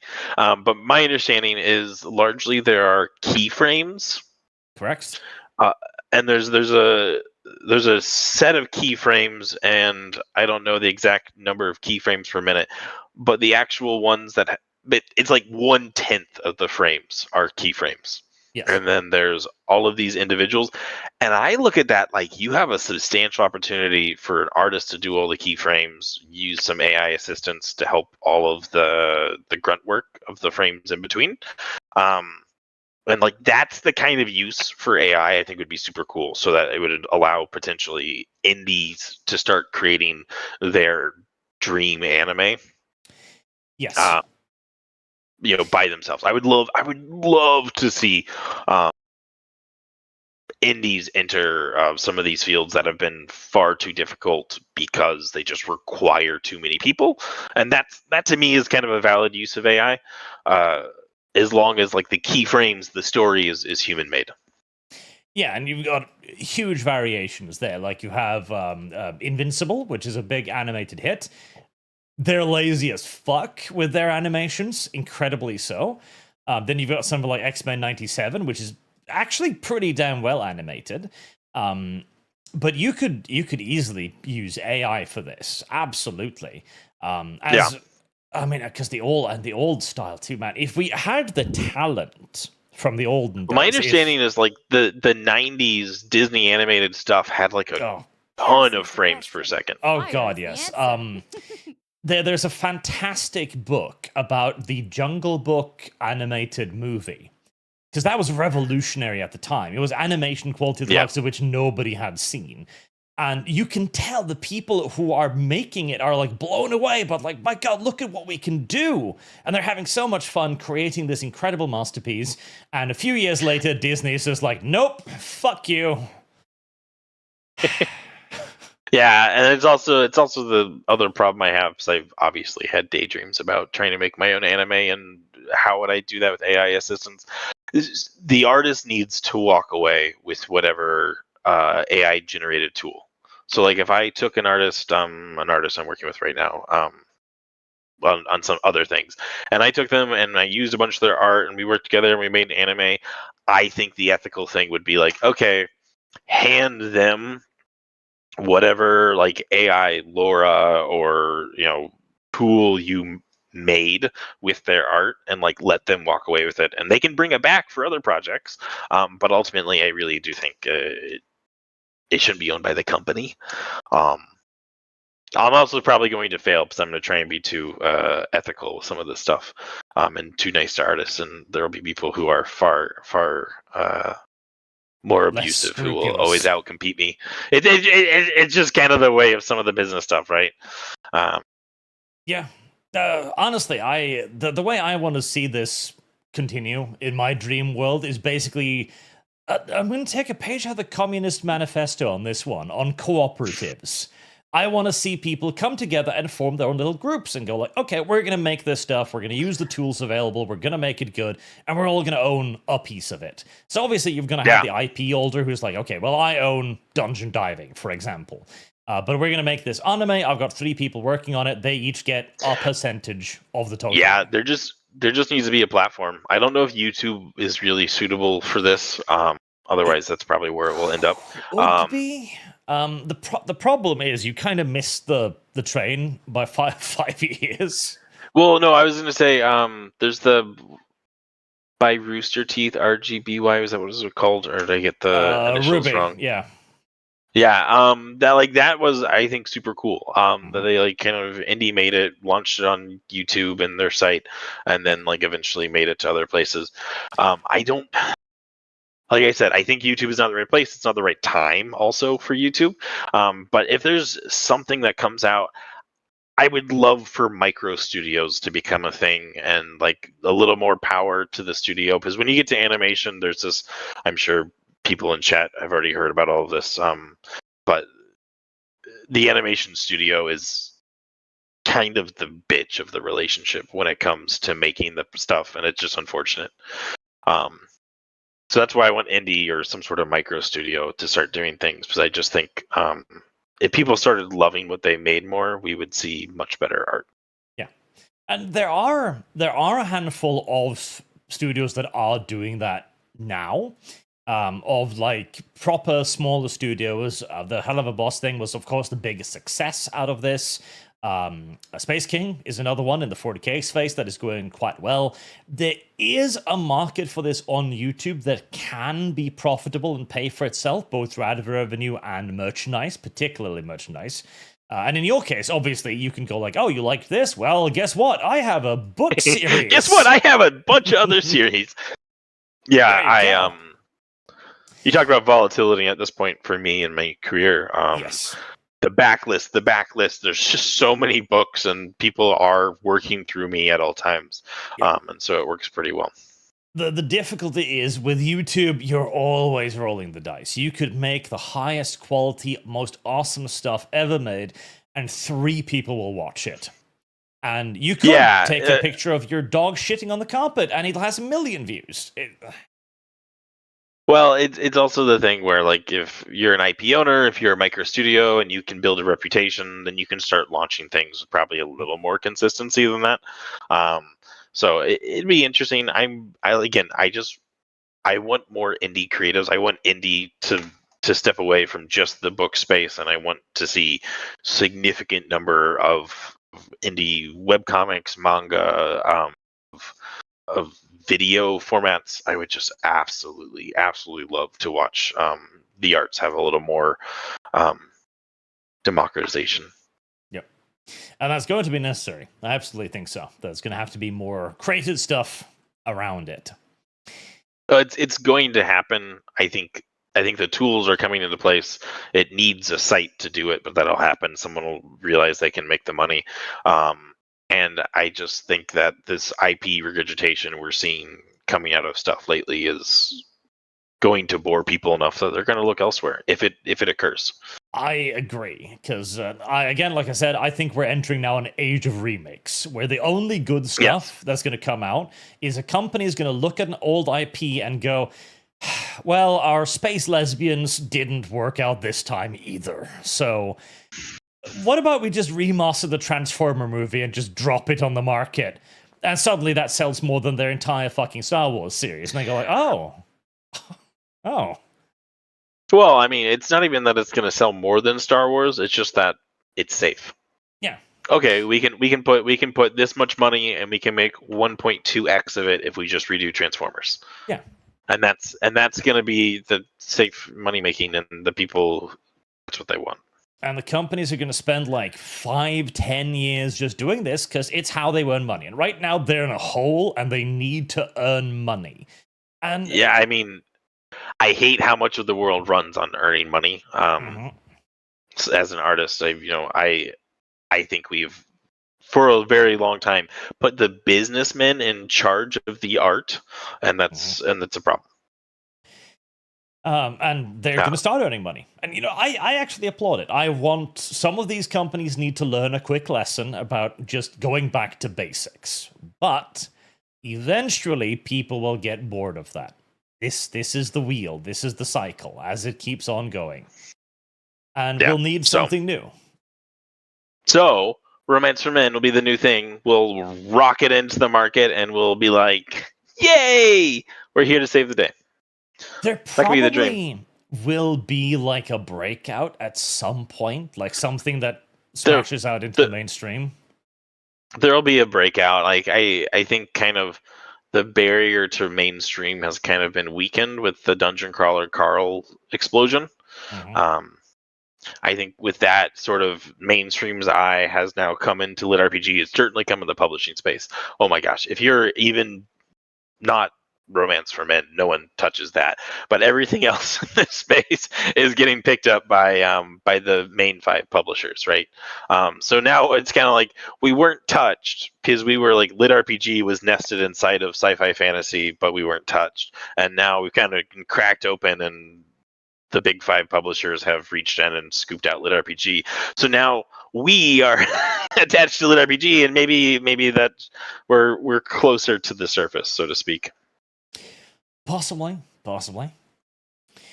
Right, let me go through super chats. Okay. Freyno, Dungeons and Women. Dungeons and Women. It's not a terrible title, but perhaps a bit long. Plus, have you seen Japanese titles? Down. Have you? All the Japanese anime titles. I have been reincarnated for the 4th time as a soda cup. Yes. On the one hand, I applaud the Japanese for their creativity. On the other, they've clearly done everything, and so they're getting a bit crazy. It's almost like they've decided that no one reads the blurbs or no one reads the summaries, so they're just going to try and shove as much of the summary into the title as they can. And Tick Tick Boom, fun fact, a man wearing a wedding ring makes it much more likely for women to hit on him. A woman wearing a wedding ring makes it less likely for men to hit on her. Make of that what you will. Social consequences. Steam. YouTube, behave. Don't do your thing. Bandit Digital Arch, do you plan on visiting any other podcasts while you're on the stateside for Sin City? I think you'd feel right at home if you were a guest on Unsubscribed Podcast by the Emperor. You must do this. I am but a small YouTuber. I can't get on the Big Boys podcast without an invitation, at least. Plus, I'm only there for a week, so probably not. Ochikito at work, so I will watch later. But Bruce, big fan. Super Kanji, how dare you forget the name? Robert Anson Heinlein. Yes, Heinlein. One of my favorites. I do love his stuff. Reverend Norse, do you guys think that perhaps there should be a new separate term for male and female romance to make the genre more easily sold? Limnus funds. Yes, in fact, we've been spending quite some time talking about that, haven't we? Yes, I do think there's some branding that needs to happen. I threw out some words. I don't think they're good, but eventually I hope, for a nice long one-worder to really encompass romance for men. So I think that's what you kind of need to push at a certain point. Yeah, because I think it's fine to just leave romance to the women, because you're already doing that by calling it romance for men, right? You're already adding in the qualifier saying, no, it's not romance. So you just need a different word. Mm-hmm. It's very easy. You just got to come up with something that is instantly transferable to everybody who reads it and has immediate value and context. The hardest thing about being a writer is I have to take a thought, I have to put it down on a page, and it's going to reflect in 100,000 eyes, and I have to accurately convey what I'm doing. It's hard enough to do that when you have paragraphs, let alone a single word. Yeah, it's going to be a bit of a challenge. Marine Alpha, likes don't work. YouTube wants hypes, which I refuse. Well, that too, but hypes are... I don't think hypes are available on my channel yet. And you are right. So this is a new fun metric, by the way, on the YouTube side of things. So the first thing YouTube likes is the like button. It loves the like button. Whenever I flog my chat to do so, I see the concurrent viewer numbers rise in real time. It's obvious that it's working. But they've now added the hype feature, because they think, like, okay, the like button, that works, but we'd like to diffuse this a bit more with the secondary mechanic. And so there's the hype button, which only exists on mobile devices and only for certain channels in certain countries. So, I mean, it's so stupid, because you already have a metric that indicates whether or not somebody likes the content, and now you created a second button that does the same. I'm just always disappointed that they removed dislikes. Because when you walked in and you saw likes and dislikes were like in a war for the tie, you're like, oh, this is really juicy. Let me go get some popcorn. It was because the companies were complaining. They went to YouTube like, listen, our Marvel slop is getting disliked again. Fix it. And they're like, oh, God. So stupid. Like, okay, I would actually like the hype button if it was some sort of limited resource. Like if you had like 3 super likes a week or something, something that you had to hand out sparingly. But, I don't know. YouTube will YouTube. Simulation 158, member for 19 months, thank you very much, sir. Put this fire to Neil from Arknight. Solves a question for the guest. Any tips for an aspiring writer? And how do you write a book a month? How big are they? So I know things by word count, because that's what most writers work with. But from like a page count, if you were to have one of those mass market paperbacks, like they're 8.5 by 5.5. It would be 450, 480 page range for one of those. I write one book a month. Largely, I just have a refined process at this point. I have over 8 years constantly told myself I have a limited time to write, and how do I write correctly? How do I do it in as little passes as possible in a month? And also, I just fucking love writing. I cursed. Don't worry, I do that plenty too. YouTube doesn't mind that anymore, I've come to realize. As long as you don't do it in the first, 30 seconds. When I'm speaking and stuff, I don't. I'm like a sailor.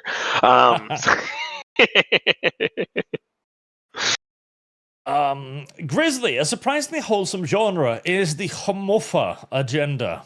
I know what that means now, because Twitter has been bombarding me with this recently. What is homofa? Human male on furry anthro. That's the one. Oh. I was given this on a stream ages ago, so I just absent-mindedly like muffa Google. I was like, oh, and now YouTube and Twitter is like, oh, I see. The furry crowd is larger than you would think. It's very interesting. I know. Okay, listen, chat. Suggest me authors that write this, and I will read it. And if they're good, I'll bring them on. I am not racist against our furry friends. Are you ready to run? You want to do furry? So I can answer this for you. You want to do furry? Proceed. No. I'm not doing it, but I think Sibelius is probably the biggest. He started writing just standalone monster romance novels. Cebelius, Cebelius. I think it's how you spell it. Sibelius.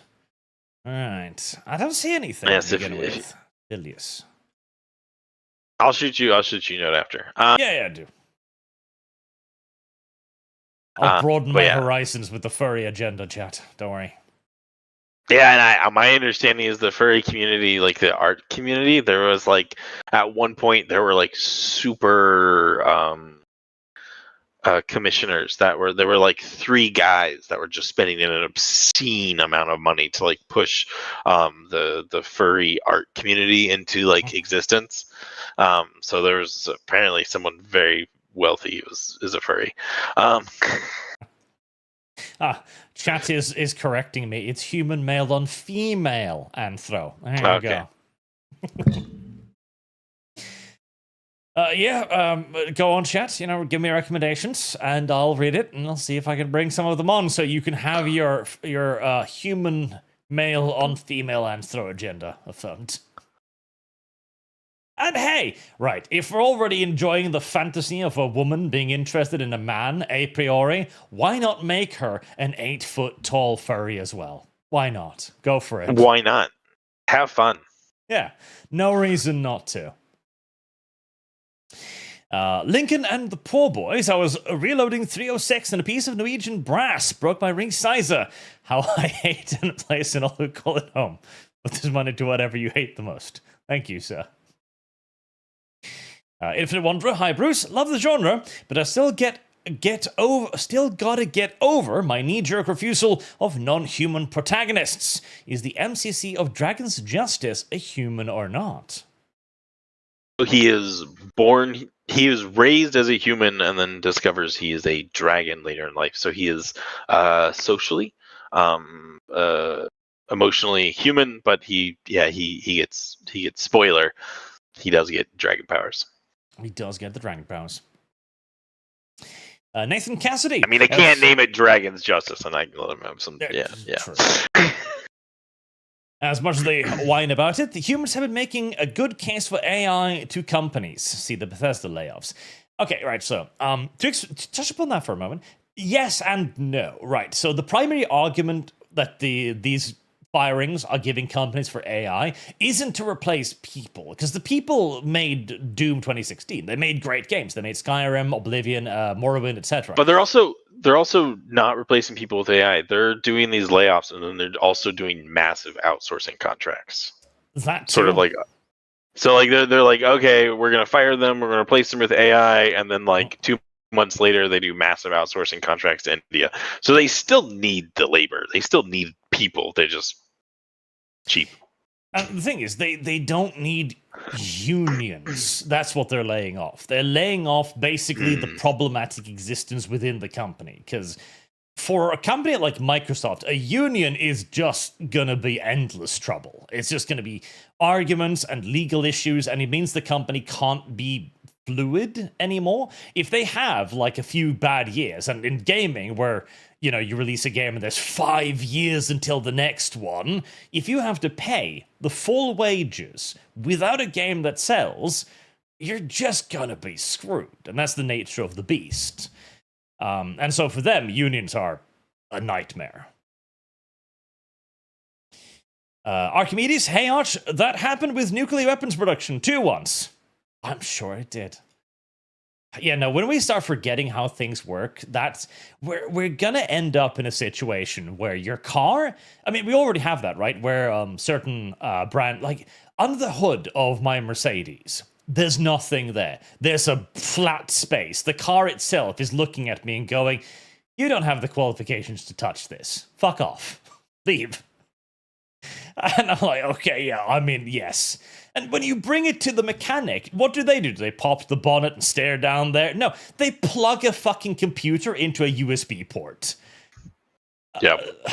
Yeah, so like if that thing breaks down, I can't fix it. The mechanic can't fix it.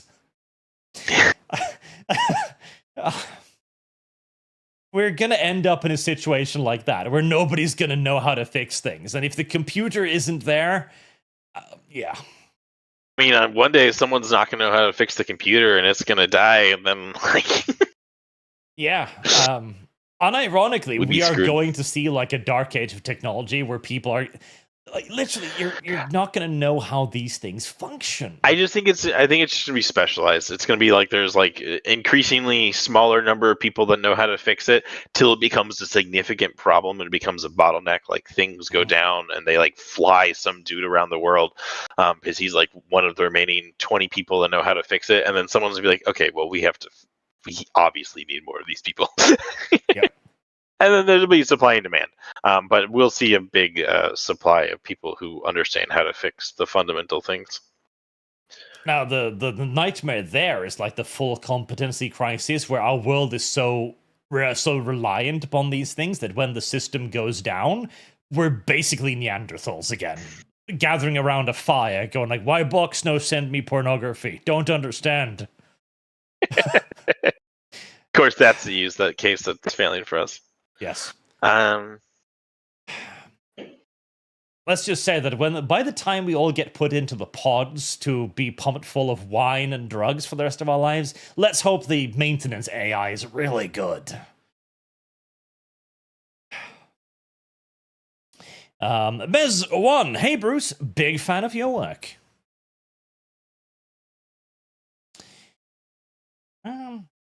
Freyna, well, with hello. how Thanks for being a fan. anachronistic Japan is with stuff like fax machines, do you think they will use AI? Oh yeah. China and Korea are super pro AI right now. I'm actually not entirely sure where Japan's landing. I think they're going to have to. So one of the very interesting things is you've got a bit of a race going on in entertainment. So Japan has obviously been the king shit now for a very long time. The West has been strangling itself for reasons unbeknownst to anyone. Korea is growing rapidly. Like they understand. Oh yes, God, they have a whole. They have a whole. There's a whole thing about it. Like trying to get webcomics to go from America to Korea is very difficult. And then I've learned that there's a term for it where like Korea is actively like the mission statement of their Korean studio is like, our goal is to bring Korean culture to the world. Yep, and it's like, oh, okay.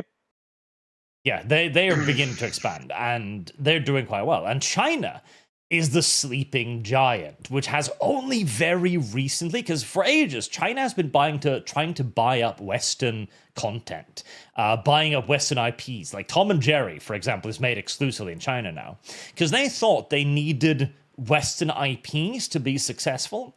But recently they've started to realize that the Western IPs just aren't what they once were. And if they would just start making their own stuff on scale, they could be a major cultural force.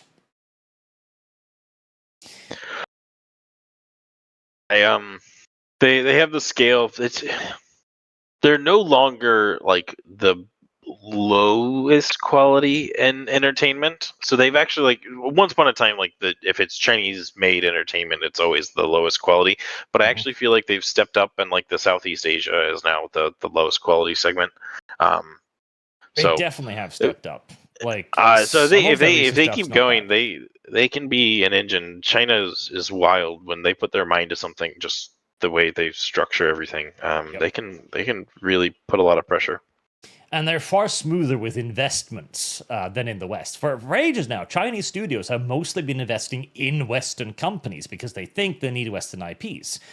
As they're now beginning to realize they don't, and they begin pouring that money into China, well, money attracts talent. Talent creates good stuff, and so it goes. Yeah, Billy IPs years ago. They put Legendary Rule, which I didn't care about. But they didn't do anything with it. But yeah, I know what you mean. They were trying. Billy was trying really hard to buy a bunch of litrpg IPs. War Turkify, if the VTuber drama around Comos 3 files is anything to go by, don't trust most indie artists here. They're too flaky. This is illiterate or selfish. The answer. I do. Okay, so I have a series of artists that work with me on my various projects, which I love and adore, and they're great. But there are some bad people, obviously. In all things, there's always going to be a bad apple here and there, of course. Yeah, but when you do indie, the trick is you have to be very multi-talented. There's a lot of indie people who are trying and they're business illiterate. I've worked with a lot of them that are new authors, and it's a struggle. I got to step away for just a minute. Okay, I'll be right back. Let's see. Hagnar the Viking, how does calling the genre clan building? It's more male-coded and more respectful. I don't hate it. No, because I do think that something more construction-oriented is probably a good idea. More focused on the building of the thing, rather than just the romance aspect, because again, it's obvious female-codedness, so... Maybe. We need a word that combines romance and construction in one. Preferably with a bit of family building. Maybe something to do with dynasty. Dynasty is not a bad word. Dynastic? Dynasty building? Dynastism? I like dynasty as a word. I just don't know how to bend and break it into this particular format. Nathan Cassidy, one thought I had brewing was AI-assisted animation. You storyboard the frames, then have the AI fill in the animation. Yes, in fact, there are already people doing that, where they, create the keyframes and they ask the AI, okay, go from A to B. And the issue with that initially was that the AI had no logical understanding of what followed, right? So it didn't understand that after picture A comes picture B. It didn't know that, well, but why doesn't picture C come there instead? AI is getting a lot better with that. So that is absolutely going to happen, where it will be able to make a logical inference as to what picture frame B, C, and D will be in between. Welcome back. Well, thank you. Mez1 would also like to recommend another author, K.D. Robertson. He just released a new book, Stella Forged. I love K.D.'s books. Pretty good. You should go check them out. I am a fan of his Mob Sorcery series. Robertson, okay. I will save that, and I'll check him out, and I'll reach out to him. I'm collecting authors now. This is my new agenda. Archimedes, could we call it courting? I mean, it's not terrible, but I don't know if it conveys the correct meaning. It's the whole trying to do a word for it. Yeah, it's very difficult. I don't think courting will work, though. I see people suggesting bromance, too. I don't know. I feel like bromance already... We can maybe reclaim bromance. Maybe, but when I hear bromance, I think more male friendship than romance. You think two frat guys like best friends. Yeah. So... I think something could be done with Dynasty somehow, because it gives you the correct implications. You just need to add in the more explicit romantic elements to it somehow. John Jim, don't reinvent the wheel. Bromance should be enough. Question, what do you do when you get stuck while writing? Suffer Archwolfenstein. Less vote twins. Thanks. get stuck on writing, I have a very patented secret technique, but I will share it with all of you. I put all my devices in a different room. I have no music. I have no nothing. I lay on the couch and I stare at the ceiling until something comes to me. I find when I make myself bored, my mind just naturally starts to come up with stories to entertain myself. So just disconnect from everything. I lay on the couch. I stare at the ceiling. It's a lovely bland cream. And I just make myself bored until I come up with a story. It's actually very effective. If it works, it works. Simulation. Well, let's do the classic move for naming. What is men's romance in Latin? Amor virurium. We could run with that. I wouldn't have the faintest fucking clue. I see a book named Amor virilium, and I'll have an equal chance to believe it's about plants as about erections. So it does sound like a plant name. It does. Like again, it'll just happen, right? So I spent months trying to figure out a name for. We can try as hard as we want to make the name, but then it'll be in a conversation you're having with someone, and you like don't want to call it what it is. You call it something else, and then boom, it lands, it sticks. Yeah. We can't. I don't know if we can manufacture it. Yeah, it might have to. But I applaud the efforts. I spent months trying to figure out a name for my science fiction setting, and I literally it just dumped into my my head. By other means, bomb, like the Clausewitz speech. By other means, war by other means. It's nice, quick, snappy, and indicates what we're trying to do. And we spent fucking months previously just throwing shit at the wall, and it's like, nope. Sometimes it just has to happen. Destruction. How about chivalrism? Chivalrism as a name. Chivalry already contains a lot of the elements you want: men rising to the occasion, saving and courting the ladies. Yes, but indicated by the fact that I already struggled to pronounce it once. Although, so perhaps something that harkens back to tradition, because that is kind of what this is, a more traditional masculine story. Marksman, does Bruce praise Space King? That's a good question.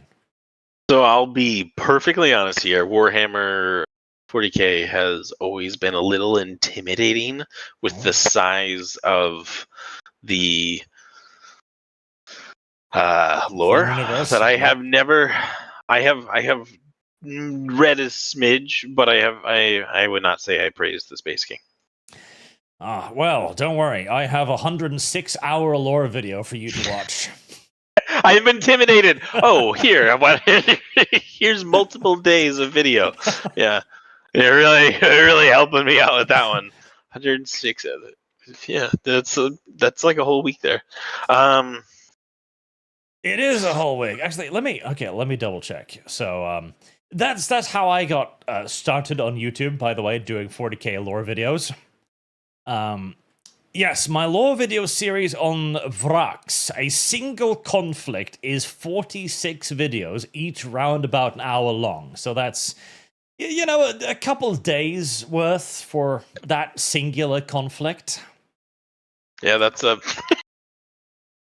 You can understand why I might be a little intimidated about getting into Warhammer 40k. It's like...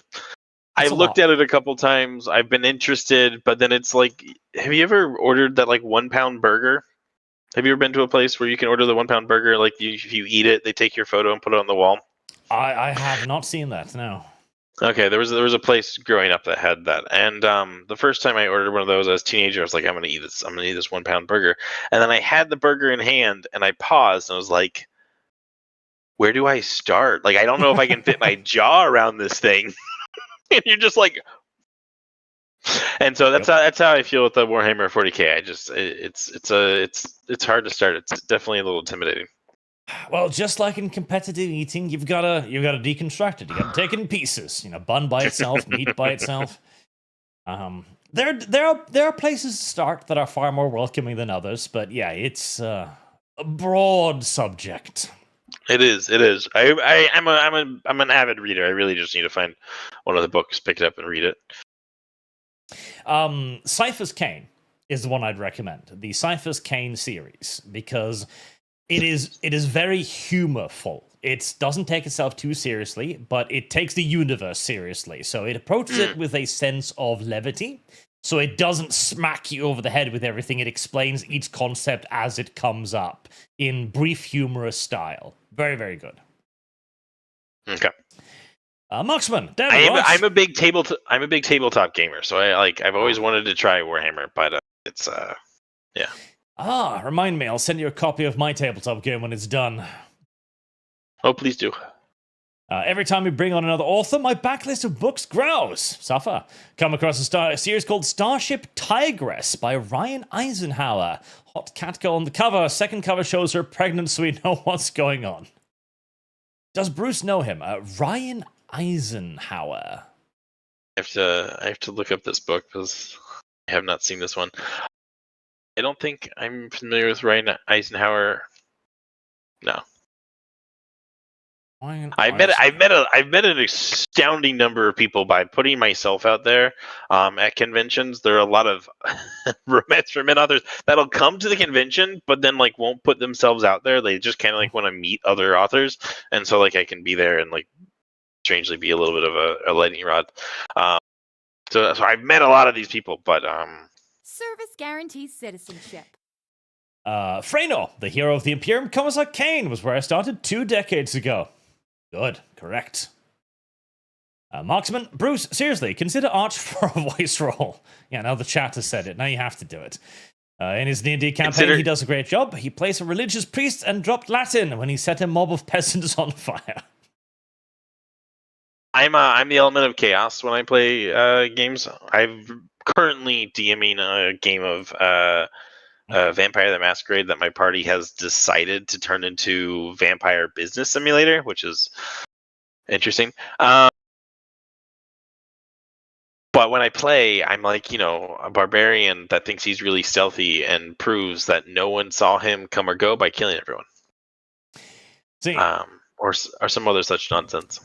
I'm running a Vampire the Masquerade campaign right now, which I'm doing a stream of, which is the players are vampires in World War II, needing to survive the machinations of Germany and its command structure.